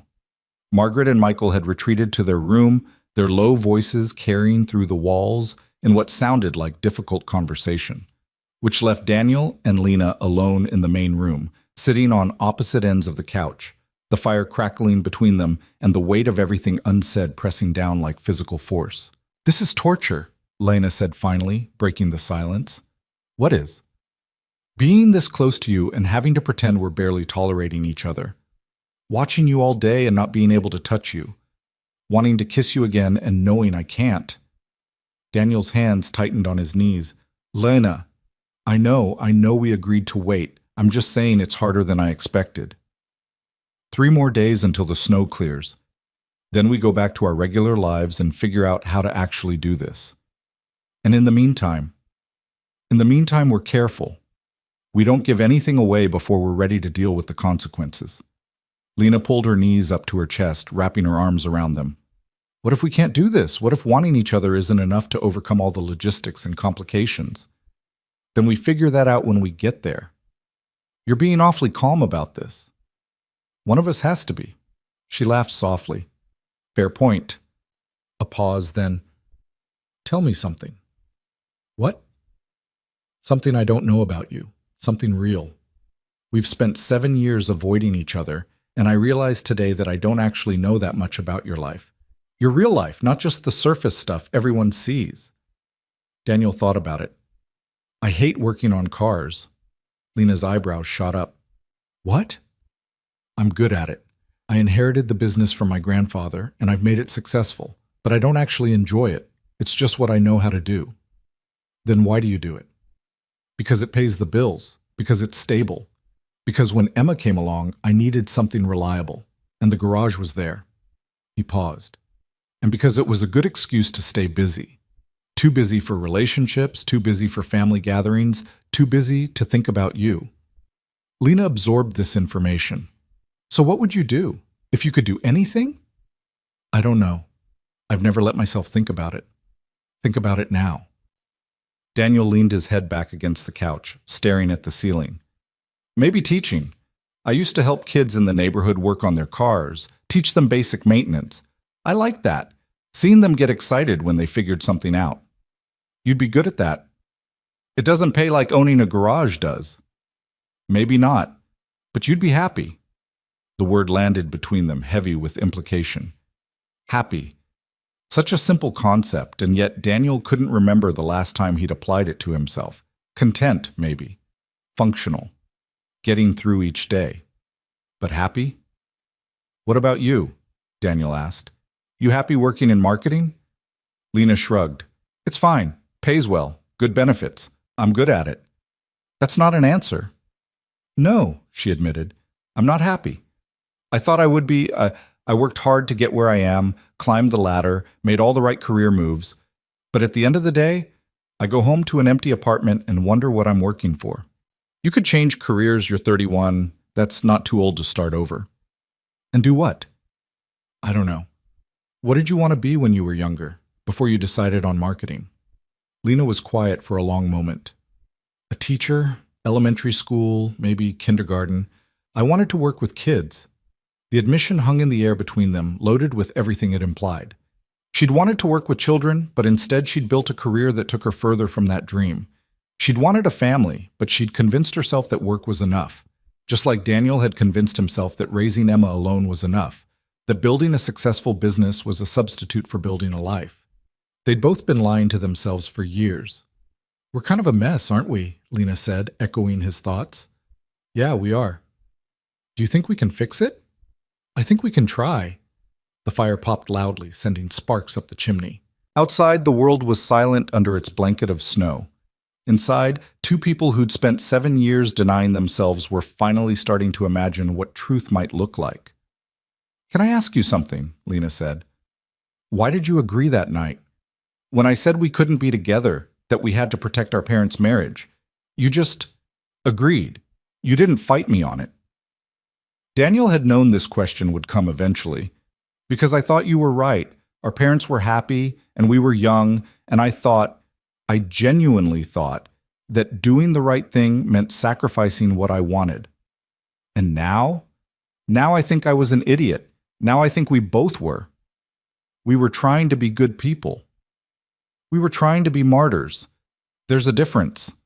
Lena uncurled from her protective position, stretching her legs out until her foot brushed against Daniel's thigh.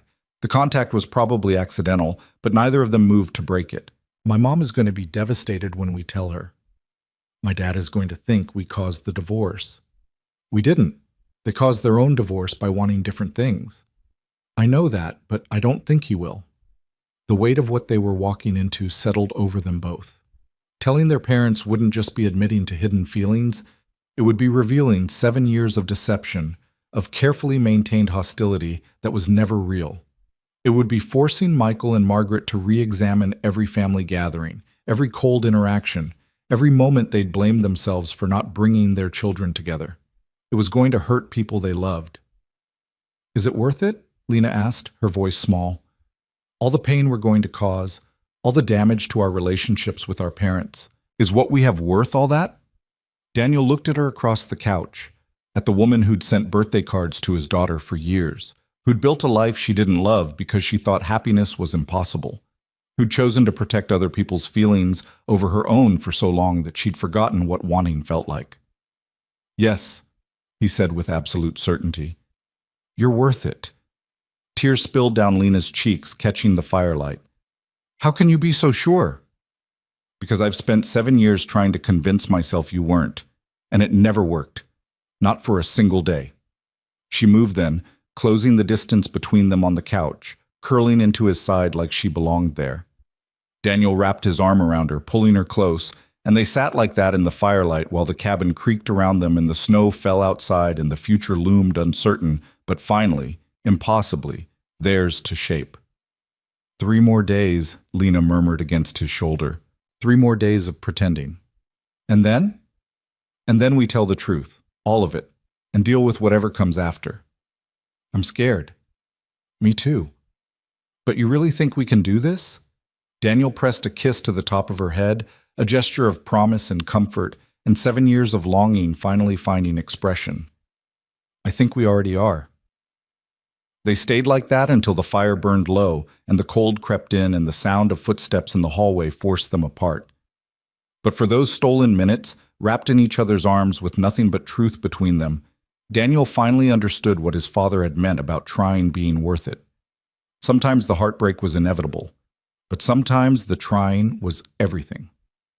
Daniel filed away that piece of information, another moment he'd missed, another connection between Lena and Emma that had been happening under his nose while he'd been maintaining careful distance. "Would you be okay if Aunt Lena and I became friends?" Daniel asked carefully. "Like actual friends who spent time together?" Emma's expression brightened. "Really? You're going to stop being weird around each other?" "We're going to try." "Yes! Finally!" Emma threw her arms around Daniel's neck. "I've been asking Grandma for years why you guys don't like each other. She always said it was complicated, but I think you'll be good friends." The simplicity of her acceptance made Daniel's eyes sting. While the adults had been tying themselves in knots over propriety and family dynamics, Emma had just wanted the people she loved to love each other. "You're pretty smart, you know that," Daniel said. "I know. Can I go wake up Aunt Lena and tell her you're going to be friends now? How about we let her sleep a little longer? We can tell her at breakfast." Emma agreed reluctantly, and they got dressed for the day. When they emerged into the main cabin area, Margaret was already up, making coffee, and looking like she'd slept about as well as Daniel had. "Morning," she said, her smile not quite reaching her eyes. "How'd you sleep?" "Fine," Daniel lied. Emma's excited because she thinks she's going to get to build another snowman today. "It's still pretty cold out there, but I think the snow has finally stopped."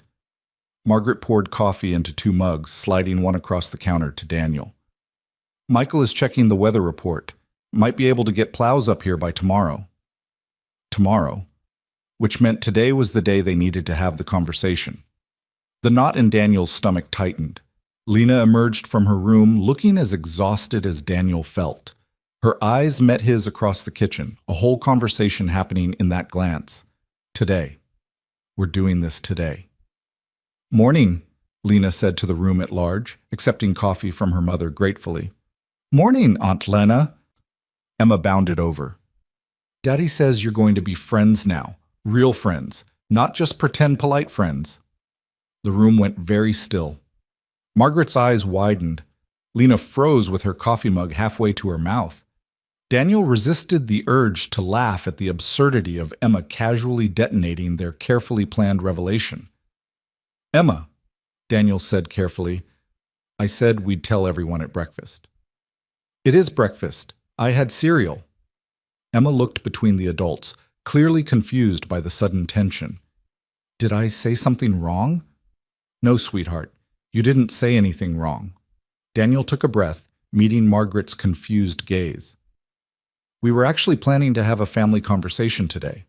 About me and Lena." Margaret set down her coffee mug with exaggerated care. "What kind of conversation?" "The kind that requires everyone present. Is Dad up?" "I'm here." Michael appeared from the hallway, looking between all of them with mounting concern. "What's going on?" This wasn't how Daniel had imagined this conversation starting. He'd pictured sitting everyone down after breakfast, in the living room maybe, with time to prepare and script what he wanted to say. Instead, he was standing in the kitchen in pajama pants with his daughter bouncing excitedly and his father looking suspicious and Margaret looking like she was bracing for another blow. But maybe this was better. Maybe scripted speeches would have felt rehearsed, artificial. Maybe the truth needed to come out messy and imperfect and human. "Emma, honey, can you go play in your room for a few minutes?" Daniel said. "The grown-ups need to talk." "But I want to hear about you and Aunt Lena being friends." "You will, I promise. Just give us a few minutes first, okay?" Emma grumbled, but complied, grabbing her book and retreating to the bedroom. The moment she was gone, the temperature in the kitchen seemed to drop 10 degrees. "Daniel," Michael said slowly, "what is this about?" Daniel looked at Lena. She nodded, almost imperceptibly, her hand gripping her coffee mug so tightly her knuckles were white. Together. They were doing this together. "Lena and I haven't been honest with you," Daniel started. "About our relationship, about how we actually feel about each other. We've been lying for 7 years, and it's time we told you the truth." Margaret's face went pale. "What are you saying?" "I'm saying we don't hate each other. We've never hated each other. The distance, the coldness, all of it. It was deliberate. We chose that. We performed it." "Why?" The question came from Michael, his voice sharp. "Why would you pretend to hate each other?" "Because we thought it was the right thing to do," Lena said quietly, finally finding her voice. "Because we were trying to protect you. Both of you." "Protect us from what?" Margaret demanded. Daniel and Lena exchanged another glance. This was it. The moment of truth, irreversible and terrifying. "From knowing that we were in love," Daniel said simply. "From knowing that we've been in love since before you got married. From knowing that staying apart for 7 years has been the hardest thing either of us has ever done." The silence that followed was absolute. Margaret's coffee mug slipped from her fingers, shattering against the tile floor in an explosion of ceramic and hot liquid. No one moved to clean it up. "You're..." Margaret's voice failed her. She tried again. "You're in love with each other. You've been in love for 7 years and We never said anything because we didn't want to hurt you," Lena said, tears already streaming down her face. "We didn't want to complicate your marriage. We thought if we just stayed away from each other, if we pretended there was nothing between us, that you and Michael could be happy." Michael's face had gone from pale to red. "You've been lying to us for 7 years, performing some kind of, what? Elaborate theater production to convince us you couldn't stand each other?" "Yes," Daniel said simply. "That's exactly what we did." "Why?" The word came out like an accusation from Margaret. "Why would you do that to yourselves? Why would you do that to us?" "Because 3 months after you got married, we realized we had feelings for each other," Lena said. "And we knew that if we acted on those feelings, it would destroy what you were building. You were so happy together. You were getting a second chance at love. How could we take that away from you?" "So instead, you took it away from yourselves?" Margaret's voice climbed higher. "You sacrificed 7 years of your lives for a marriage that was already failing?" "We didn't know it was failing," Daniel said.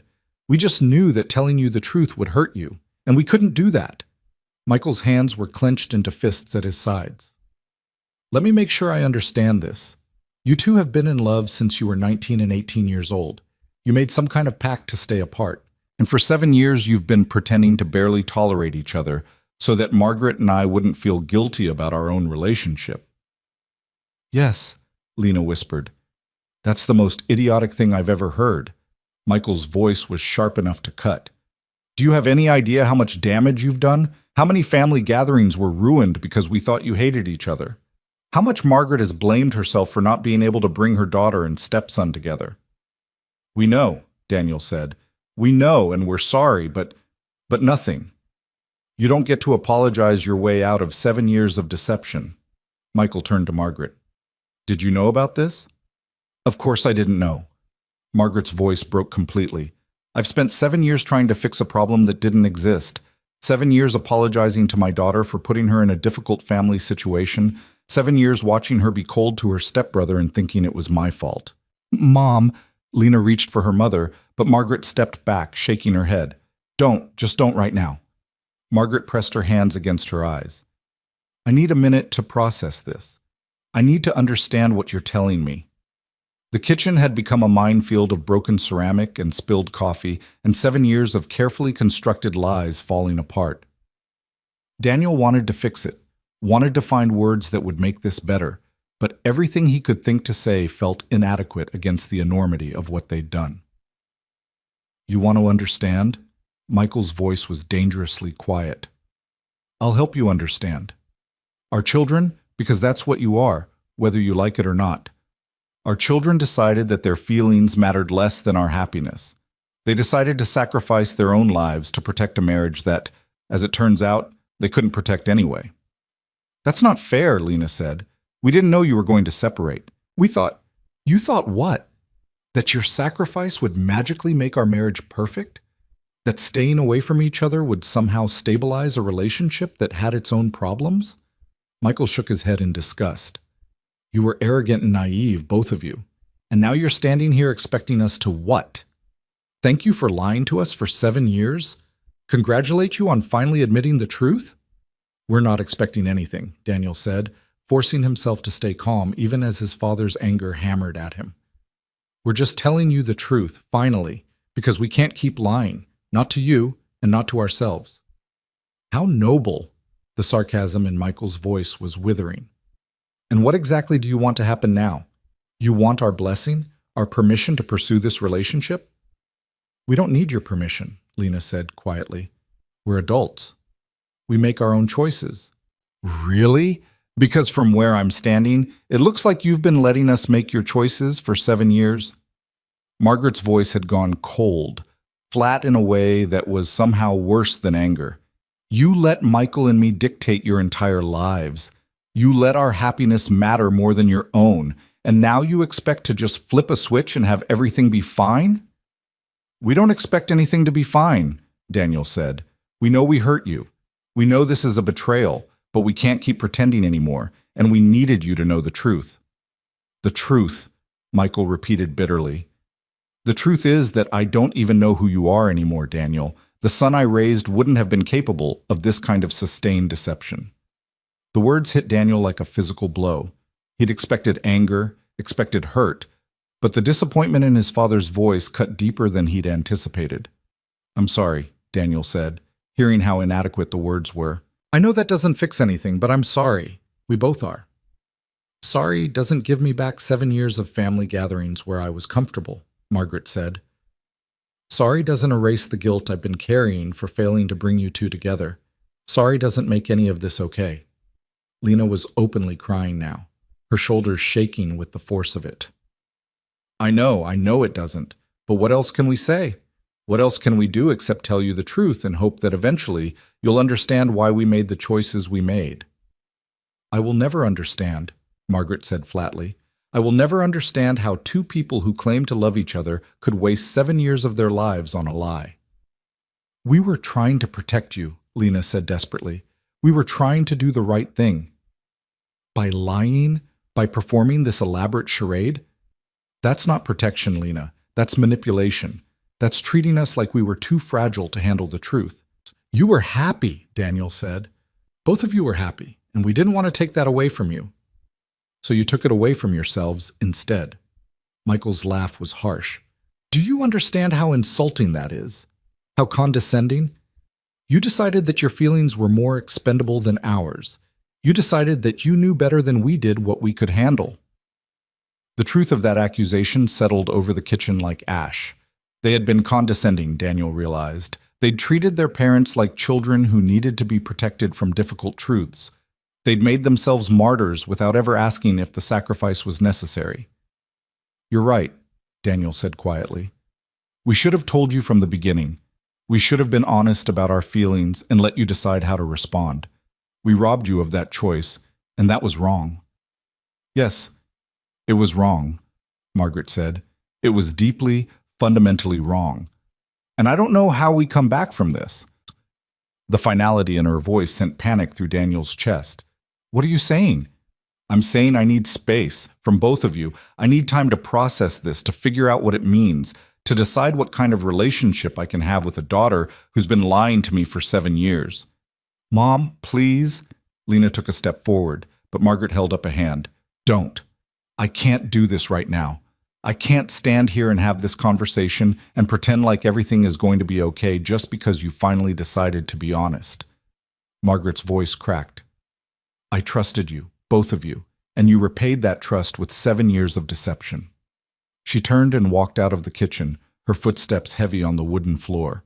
The door to the master bedroom slammed with enough force to rattle the windows. The silence that followed was suffocating. Michael stood across from Daniel and Lena, his expression unreadable, his anger having apparently burned itself into something colder and more distant. "Dad," Daniel started. "I don't want to hear it." Michael's voice was quiet but absolute. "I don't want your apologies or your explanations or your justifications. I want you to understand something very clearly. What you did, what you both did, that's not love. That's not sacrifice. That's cowardice dressed up as nobility." The words landed like blows. Daniel felt Lena flinch beside him, felt his own defenses crumbling under the weight of his father's condemnation. "Real love," Michael continued, "real love is honest. It's brave enough to face consequences. It doesn't hide for 7 years behind some misguided attempt at protection. You want me to believe you love each other? Then start acting like it. Stop making decisions based on fear and start making them based on truth." "We're trying," Lena said through her tears. "That's what this is. We're trying to be honest now." 7 years too late. Michael shook his head. "I need air. I need to not be in this cabin with the two of you right now." He grabbed his coat and walked out onto the porch, leaving Daniel and Lena standing in the wreckage of the kitchen with shattered ceramic at their feet and the weight of 7 years of lies pressing down on them. For a long moment, neither of them spoke. Then Lena turned to Daniel, her face devastated. "They hate us," she whispered. "They're hurt. That's not the same as hate." "Isn't it? Did you hear what they said? Did you see their faces?" "I saw. I heard." Daniel pulled her into his arms, holding her while she shook with sobs. "But they're also processing. They need time. What if they never forgive us? What if we just destroyed our relationships with our parents for nothing?" "It's not for nothing," Daniel said. even though the same fears were tearing through his own chest. Even if they never understand, even if they never forgive us, we're finally telling the truth. We're finally choosing ourselves. I don't want to choose myself if it means losing my mother. You're not going to lose her. She's hurt right now, but she loves you. That doesn't just disappear. Lena pulled back to look at him, her eyes red and swollen. How can you be so sure? Because I know Margaret. She's kind and she's fair. And once she's had time to think about this rationally, she'll understand why we made the choices we made. She won't like it, but she'll understand. And your dad? Daniel thought about his father's face, the disappointment and anger, and something that looked almost like grief. I don't know, he's more stubborn, but eventually, hopefully, he'll come around too. A sound from the hallway made them both turn. Emma stood there in her pajamas, her expression confused and scared. Why is everyone yelling? She asked in a small voice. Why is Grandma crying? Daniel's heart broke. In all their planning, in all their worry about how to tell their parents, they'd forgotten to prepare for this moment. Explaining to Emma what was happening, why the adults she loved were suddenly at war. He knelt down to her level. Come here, sweetheart. Emma came to him slowly, and Daniel pulled her into a hug. Over her head, he met Lena's eyes, seeing his own fear reflected back at him. They'd wanted to protect Emma from the chaos, but she was right here in the middle of it, witnessing the fallout firsthand. Adults sometimes disagree about important things, Daniel said carefully. Grandma and Grandpa are upset with me and Aunt Lena right now because we didn't tell them the truth about something. What truth? Emma asked. Remember how you said you wanted Aunt Lena and me to be friends? Yeah. Well, we want to be more than friends. We want to spend a lot more time together. And Grandma and Grandpa are upset because we didn't tell them that sooner. Emma considered this with the seriousness of a 6-year-old trying to understand adult complexity. Are they mad because you like Aunt Lena? They're mad because we kept it a secret for a long time. Oh. Emma pulled back to look at him. Are you and Aunt Lena going to get married like Grandpa and Grandma did? The question was so innocent, so direct, that Daniel didn't know how to answer it. He looked at Lena, who had frozen, clearly as unprepared for this question as he was. We don't know yet, Emma Bean, Lena said gently, kneeling down beside Daniel. We're just starting to figure out what we want to be to each other. But whatever happens, you're the most important person to both of us. You know that, right? Emma nodded slowly. Will Aunt Lena come over more now? Like, all the time? If that's okay with you, Daniel said. Would that be okay? Yes. Emma's face lit up despite the tension still hanging over the cabin. Can she help me with my math homework and read me stories and teach me more stuff? I'd love to, Lena said, fresh tears spilling over. I'd love all of that. Emma threw her arms around Lena's neck, and Daniel watched as Lena held his daughter like she was something precious, something worth fighting for. The image cemented something in his chest, certainty that even if their parents never forgave them, even if this choice cost them more than they'd anticipated, it was still the right choice. They were finally choosing truth, finally choosing each other, finally choosing to build something real instead of hiding behind 7 years of careful distance. The sound of the front door opening made them all look up. Michael stood in the doorway, snow on his shoulders, his expression still hard but slightly less furious than before. Emma, he said quietly, why don't you go get dressed? We're going to try sledding later if the weather holds. Okay, Grandpa. Emma released Lena and scampered off to the bedroom, leaving the 3 adults in tense silence. Michael closed the door and turned to face them.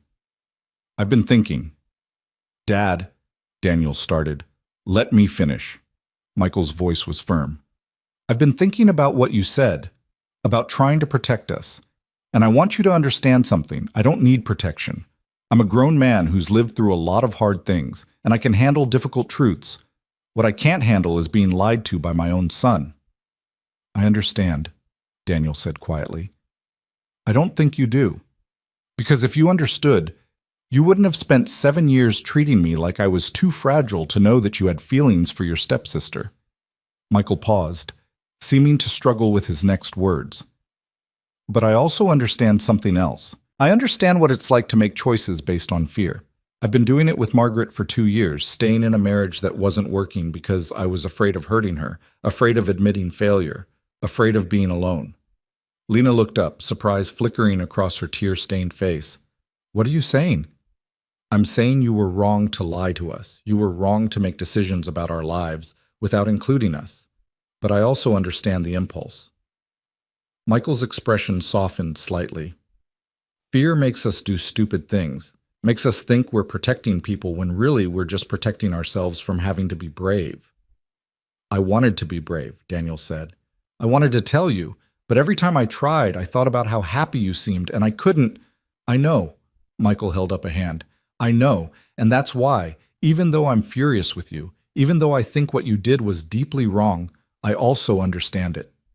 He paused. Your mother would have understood too. She would have told you that love isn't worth having if you have to hide it. The mention of Daniel's mother, gone for 15 years now, lost to cancer when Daniel was barely a teenager, hit him like a punch to the chest. Michael rarely talked about her, rarely invoked her memory in conversations like this.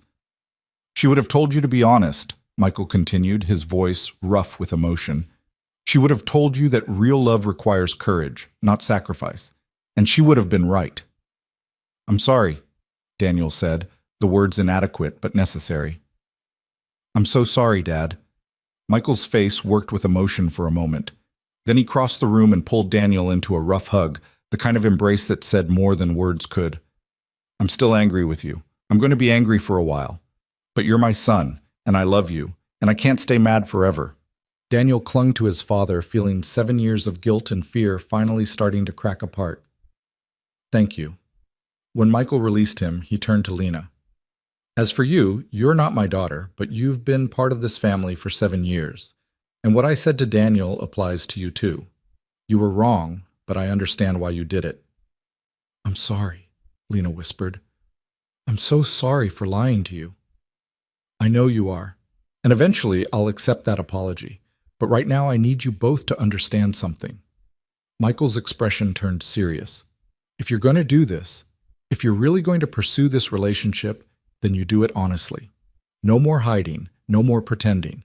You tell people the truth even when it's uncomfortable, even when it might hurt, because that's what real relationships require. We will, Daniel promised. No more lying. Good. Michael glanced toward the master bedroom where Margaret had retreated. As for Margaret, she needs more time. She's not ready to have this conversation yet. Will she ever be? Lena asked, her voice small. I don't know, Michael admitted. Margaret is more tender-hearted than I am. The betrayal cuts deeper for her because she blames herself for so much already. You're going to have to be patient with her. I will. However long it takes. Michael nodded, then seemed to notice for the first time the shattered coffee mug still scattered across the kitchen floor.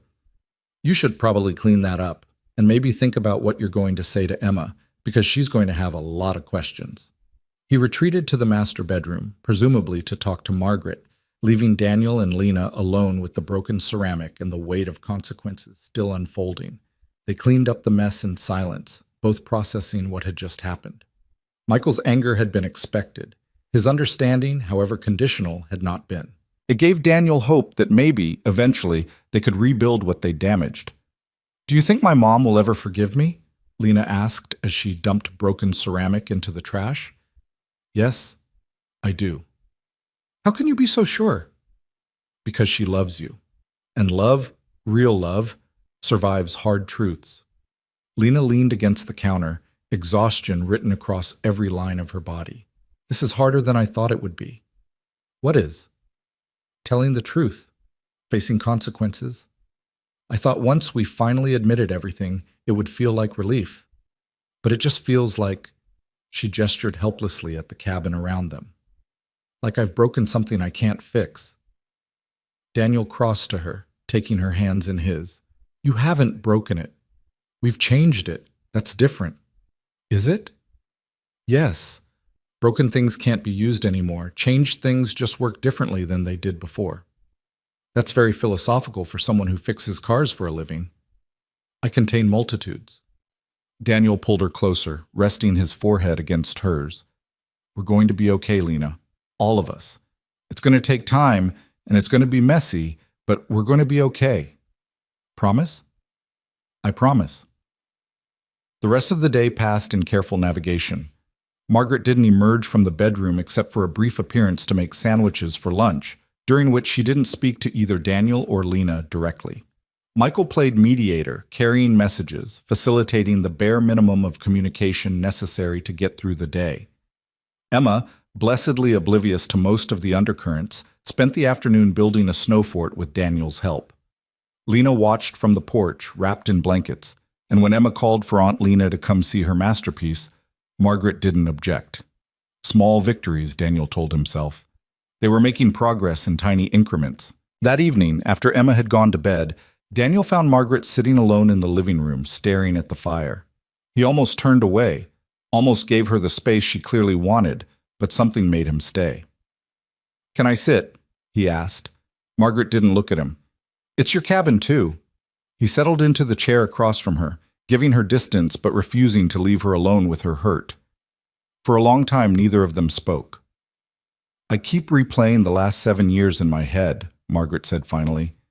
"Every family gathering, every holiday, every time I tried to get you and Lena to talk to each other. And I feel like such a fool." "You're not a fool, aren't I? I spent 7 years trying to fix a problem that didn't exist. 7 years apologizing for something that wasn't my fault." She finally looked at him, her eyes red from crying. "Why didn't you just tell me, Daniel? Why didn't you trust me with the truth?" "Because we thought we were protecting you." "From what?" "From feeling guilty. From feeling like you'd created an impossible situation by marrying my dad. From having to choose between your daughter's happiness and your marriage." Margaret was quiet for a long moment. "And did it work? Did all your protecting actually accomplish anything?" "No," Daniel admitted. "It just made everything worse." "Yes, it did." Margaret's voice was soft but firm. "You know what's funny? If you'd told me 7 years ago that you and Lena had feelings for each other, I would have been surprised, maybe a little worried about the complications, but I wouldn't have been angry. I wouldn't have felt betrayed. We didn't know that. Because you didn't give me the chance to prove it. You made assumptions about how I'd react and based 7 years of decisions on those assumptions." She paused. "That's what hurts the most, Daniel. Not that you love Lena, not even that you wanted to pursue a relationship with her. It's that you didn't trust me enough to handle the truth." The accusation landed with devastating accuracy. She was right. They'd been so focused on protecting their parents from hurt that they'd never considered whether that protection was wanted or necessary. "I'm sorry," Daniel said. "You deserved better than what we gave you." "Yes, I did."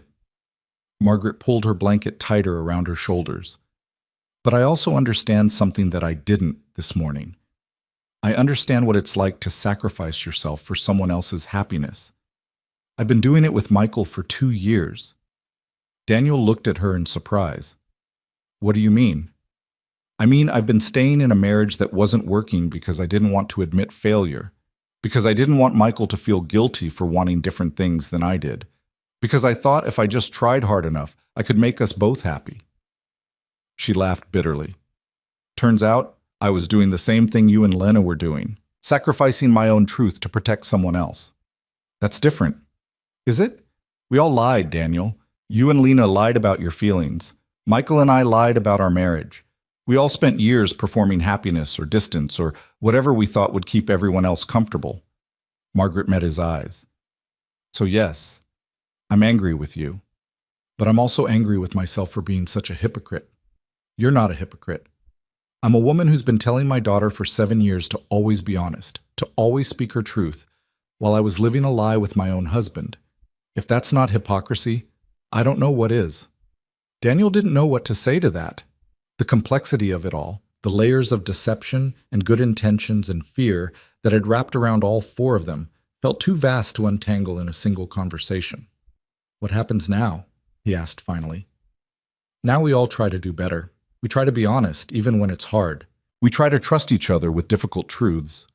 Margaret paused. "And you and Lena get to figure out if what you have is real, or if it's just been built up in your minds because it was forbidden. It's real. You don't know that yet. 7 years of longing doesn't necessarily translate into a functional relationship. Maybe not, but we're going to find out. Margaret studied him for a long moment. You really love her? Yes, I really do. And Emma? How does she factor into all this? Emma loves Lena. She's been asking for years why Aunt Lena couldn't spend more time with us. I think she'll be thrilled when she realizes what this actually means. And if it doesn't work out, if you try this relationship and it falls apart, what happens to Emma then? It was the question that had kept Daniel awake for countless nights, the fear that haunted every decision. I don't know, but I can't keep living my life based on worst-case scenarios. At some point, I have to take a risk. That's very brave, Margaret said quietly, or very foolish. I haven't decided which yet. Maybe both. Maybe. She stood up, wrapping the blanket around herself like armor. I'm going to bed. This has been the longest day of my life. Margaret. Daniel stood too, unsure what he wanted to say, but feeling like the conversation couldn't end without something more. She turned back to him, waiting. Thank you, Daniel said, for listening, for trying to understand. I'm not there yet, she warned. Understanding is going to take time. Forgiveness might take even longer. I know, but thank you anyway.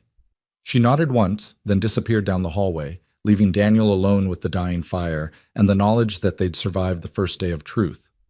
Barely. Messily. But survived nonetheless. The next morning dawned clear and cold. The storm had finally passed completely, leaving behind a world transformed by snow and ice. Michael checked the weather report and confirmed that plows would reach them by afternoon, which meant by evening they could all escape the cabin and return to their separate lives. Breakfast was awkward but civil.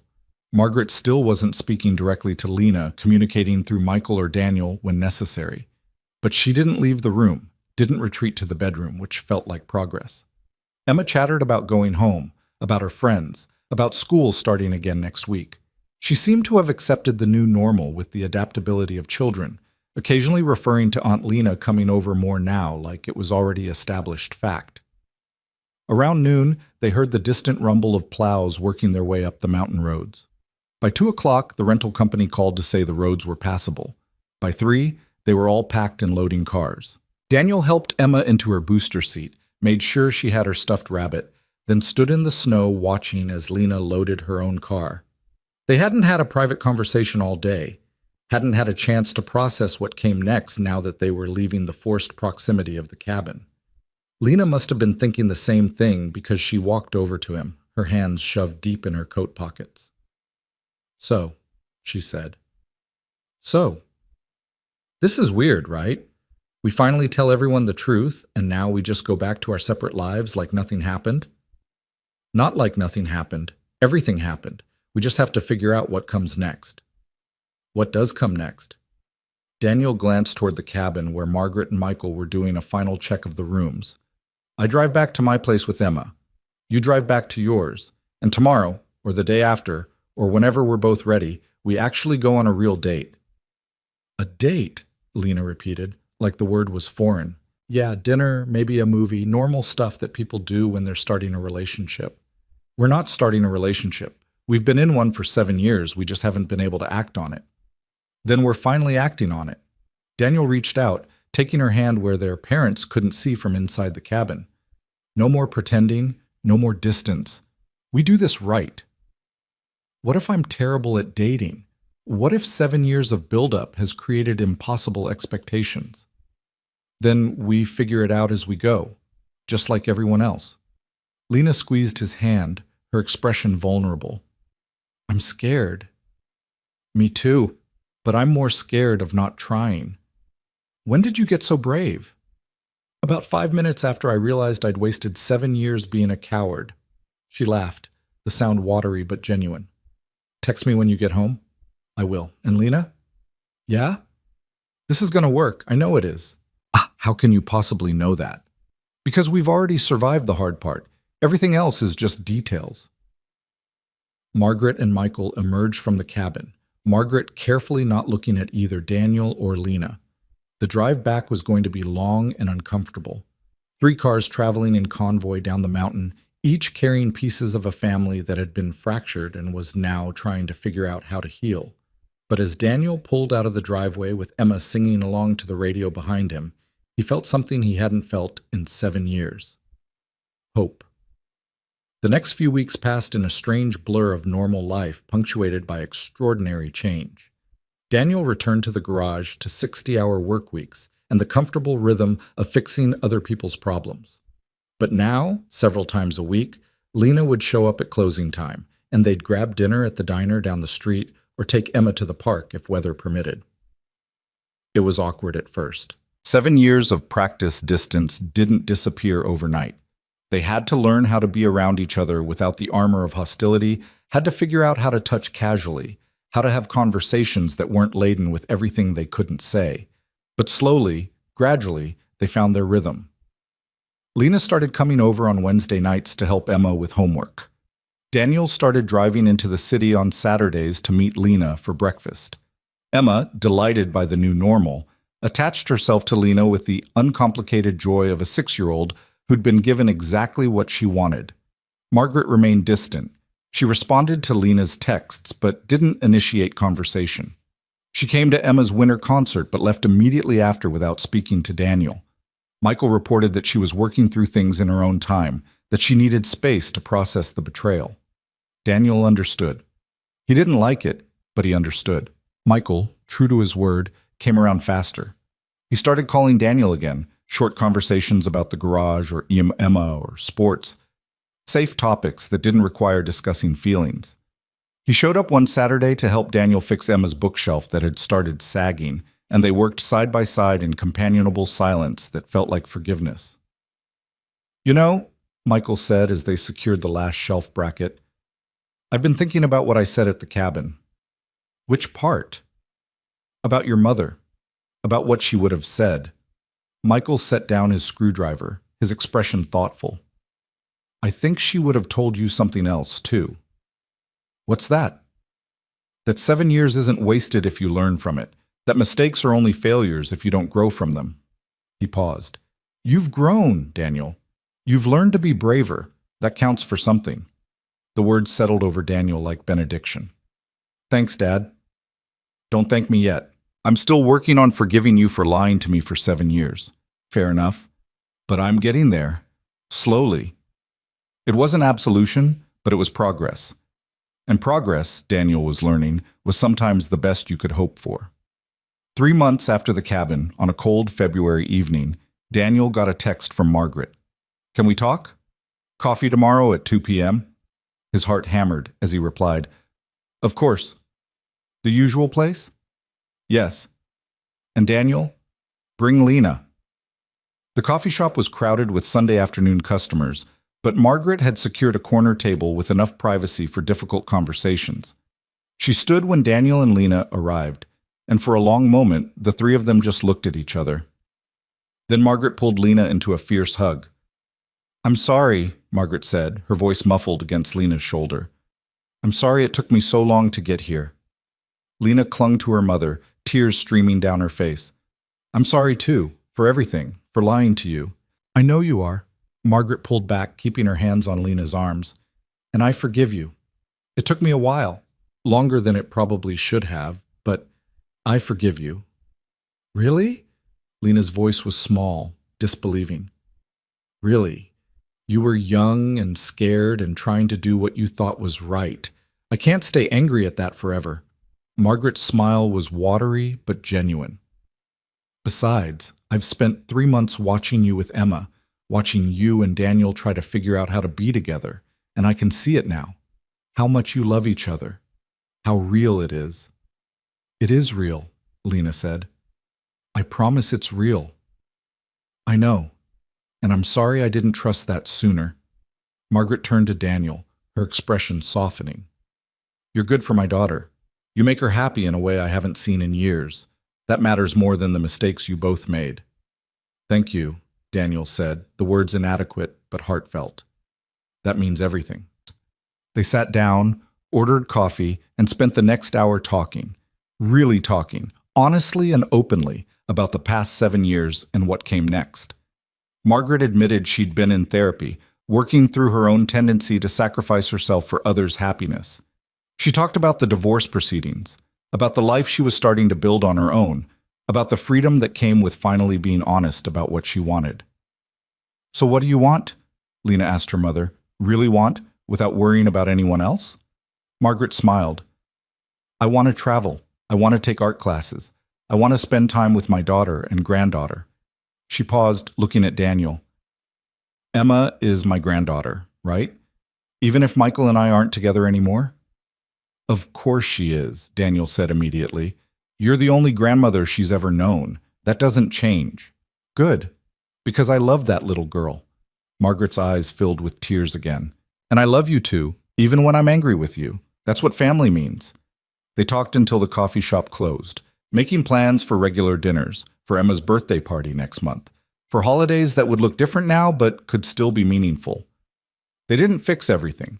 Some wounds needed more time, some trust needed more rebuilding, but they made a start. And sometimes, Daniel was learning, a start was enough. 6 months after the cabin, on a warm summer evening, Daniel stood in his backyard watching Emma and Lena play catch with a softball. Emma's form was terrible, her throws wild and enthusiastic, but Lena was patient, demonstrating proper technique and laughing when Emma deliberately threw high just to watch Lena jump. "They're good together," Michael said, appearing at Daniel's shoulder with 2 beers. "Yeah, they are." "Margaret thinks you're going to propose soon." Daniel choked on his beer. "What?" "Don't act surprised.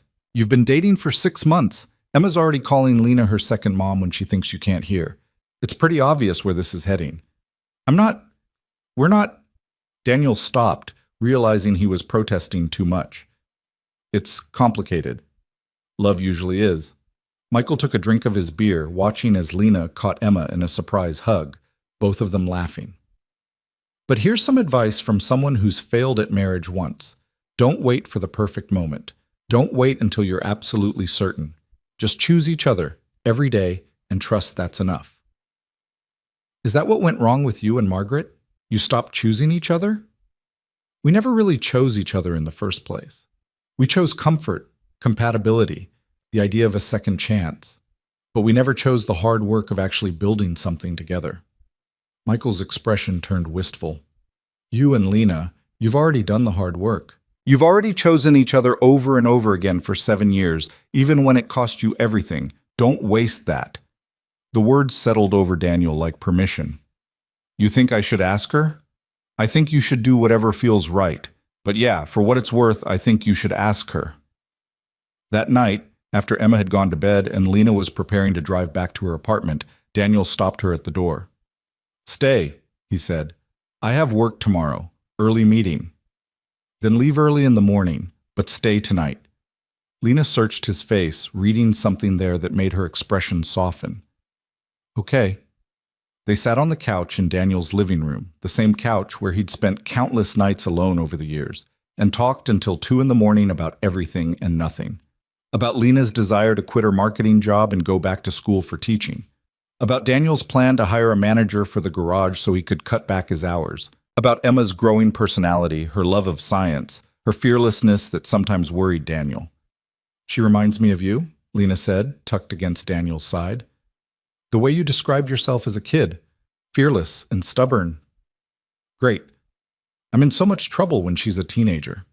We're in so much trouble, Lena corrected, then froze like she'd said something wrong. We, Daniel repeated, turning the word over. I like the sound of that. Yeah? Yeah. He shifted so he could see her face properly. Lena, I need to ask you something. Okay. We've been doing this for 6 months now, dating, being together, figuring out how to make this work. And I know it's only been 6 months, which probably seems fast to most people, but we've actually been choosing each other for 7 years, Lena finished. I know. Yeah, exactly. Daniel took a breath, feeling like he was standing on the edge of something enormous. So I'm not asking because I think we need to rush anything. I'm asking because I'm sure. About you, about us, about what I want our future to look like. Lena's eyes were wide, her breathing shallow. Daniel, what are you asking? I'm asking if you'll marry me. Not now. We can have a long engagement, plan the wedding you want, Take our time with all the details. But I want you to know that this is forever for me. You and Emma and the life we're building together. That's what I want. Tears spilled down Lena's cheeks, but she was smiling. You don't even have a ring. I know. This wasn't planned, but I couldn't wait anymore. I've already waited 7 years. Yes, Lena said, the word coming out choked with emotion. Yes, I'll marry you. Yes to all of it. Daniel kissed her then, deep and sure, tasting salt from her tears and feeling 7 years of longing finally transform into certainty. When they broke apart, both breathing hard, Lena was laughing. We're really doing this, she said. We're actually getting married. We're actually getting married. Your dad is going to say he called it. He did call it. About 6 hours ago, actually. Lena laughed harder. Of course he did. She paused, her expression turning serious. Can I ask you something? Anything. Do you regret it? The 7 years? Everything we gave up? Daniel thought about it honestly. I regret that we didn't tell the truth sooner. I regret the hurt we caused our parents, but I don't regret loving you, even from a distance. And I don't regret that we're here now, choosing each other with full honesty. That's very diplomatic. I'm getting better at this communication thing. You are. Lena settled back against him, her hand finding his. I love you, Daniel Cross. I love you too. I have for 8 years, and I'm going to keep loving you for the next 80 if I'm lucky. They stayed like that on the couch, wrapped in each other, planning a future they'd once thought impossible. And when morning came and Lena had to leave for her early meeting, Daniel stood at the door watching her go with the knowledge that she'd be back. She always came back now. No more pretending, no more distance, no more carefully maintained lies about who they were to each other. Just truth. Messy, complicated, beautiful truth. 2 years later, Daniel stood at the front of a small church watching Lena walk toward him in a white dress with Emma as her flower girl. Margaret cried in the front row. Michael stood beside Daniel as his best man, steady and proud. The ceremony was simple, the vows they wrote themselves painfully honest about the journey they'd taken to get here. When the officiant pronounced them married, Emma cheered louder than anyone, and the reception was filled with people who'd watched them finally stop lying and start living. That night, after Emma had been picked up by Margaret for a sleepover, after the last guest had left and they'd collapsed onto the bed in their hotel room, Lena turned to Daniel with exhausted happiness written across her face. We did it, she said. We did. 7 years of waiting, 6 months of dating, 2 years engaged. Was it worth it? Daniel pulled her close, pressing a kiss to her forehead. Every single second. And it was. All of it. The sacrifice, the pain, the lies, the truth, the messy journey toward honesty. All of it had led them here. To a marriage built on foundation of hard-won truth, to a family that had been fractured and healed, to a love that had survived 7 years of denial and emerged stronger. Sometimes the trying was worth the heartbreak. Sometimes the waiting made the arriving sweeter. Sometimes love required sacrifice, but the best kind of love required honesty more. And Daniel and Lena had finally learned that lesson, had finally chosen truth over protection, courage over fear, each other over everything else. It had taken them 7 years longer than it should have, but they'd made it, and that, in the end, was what mattered most.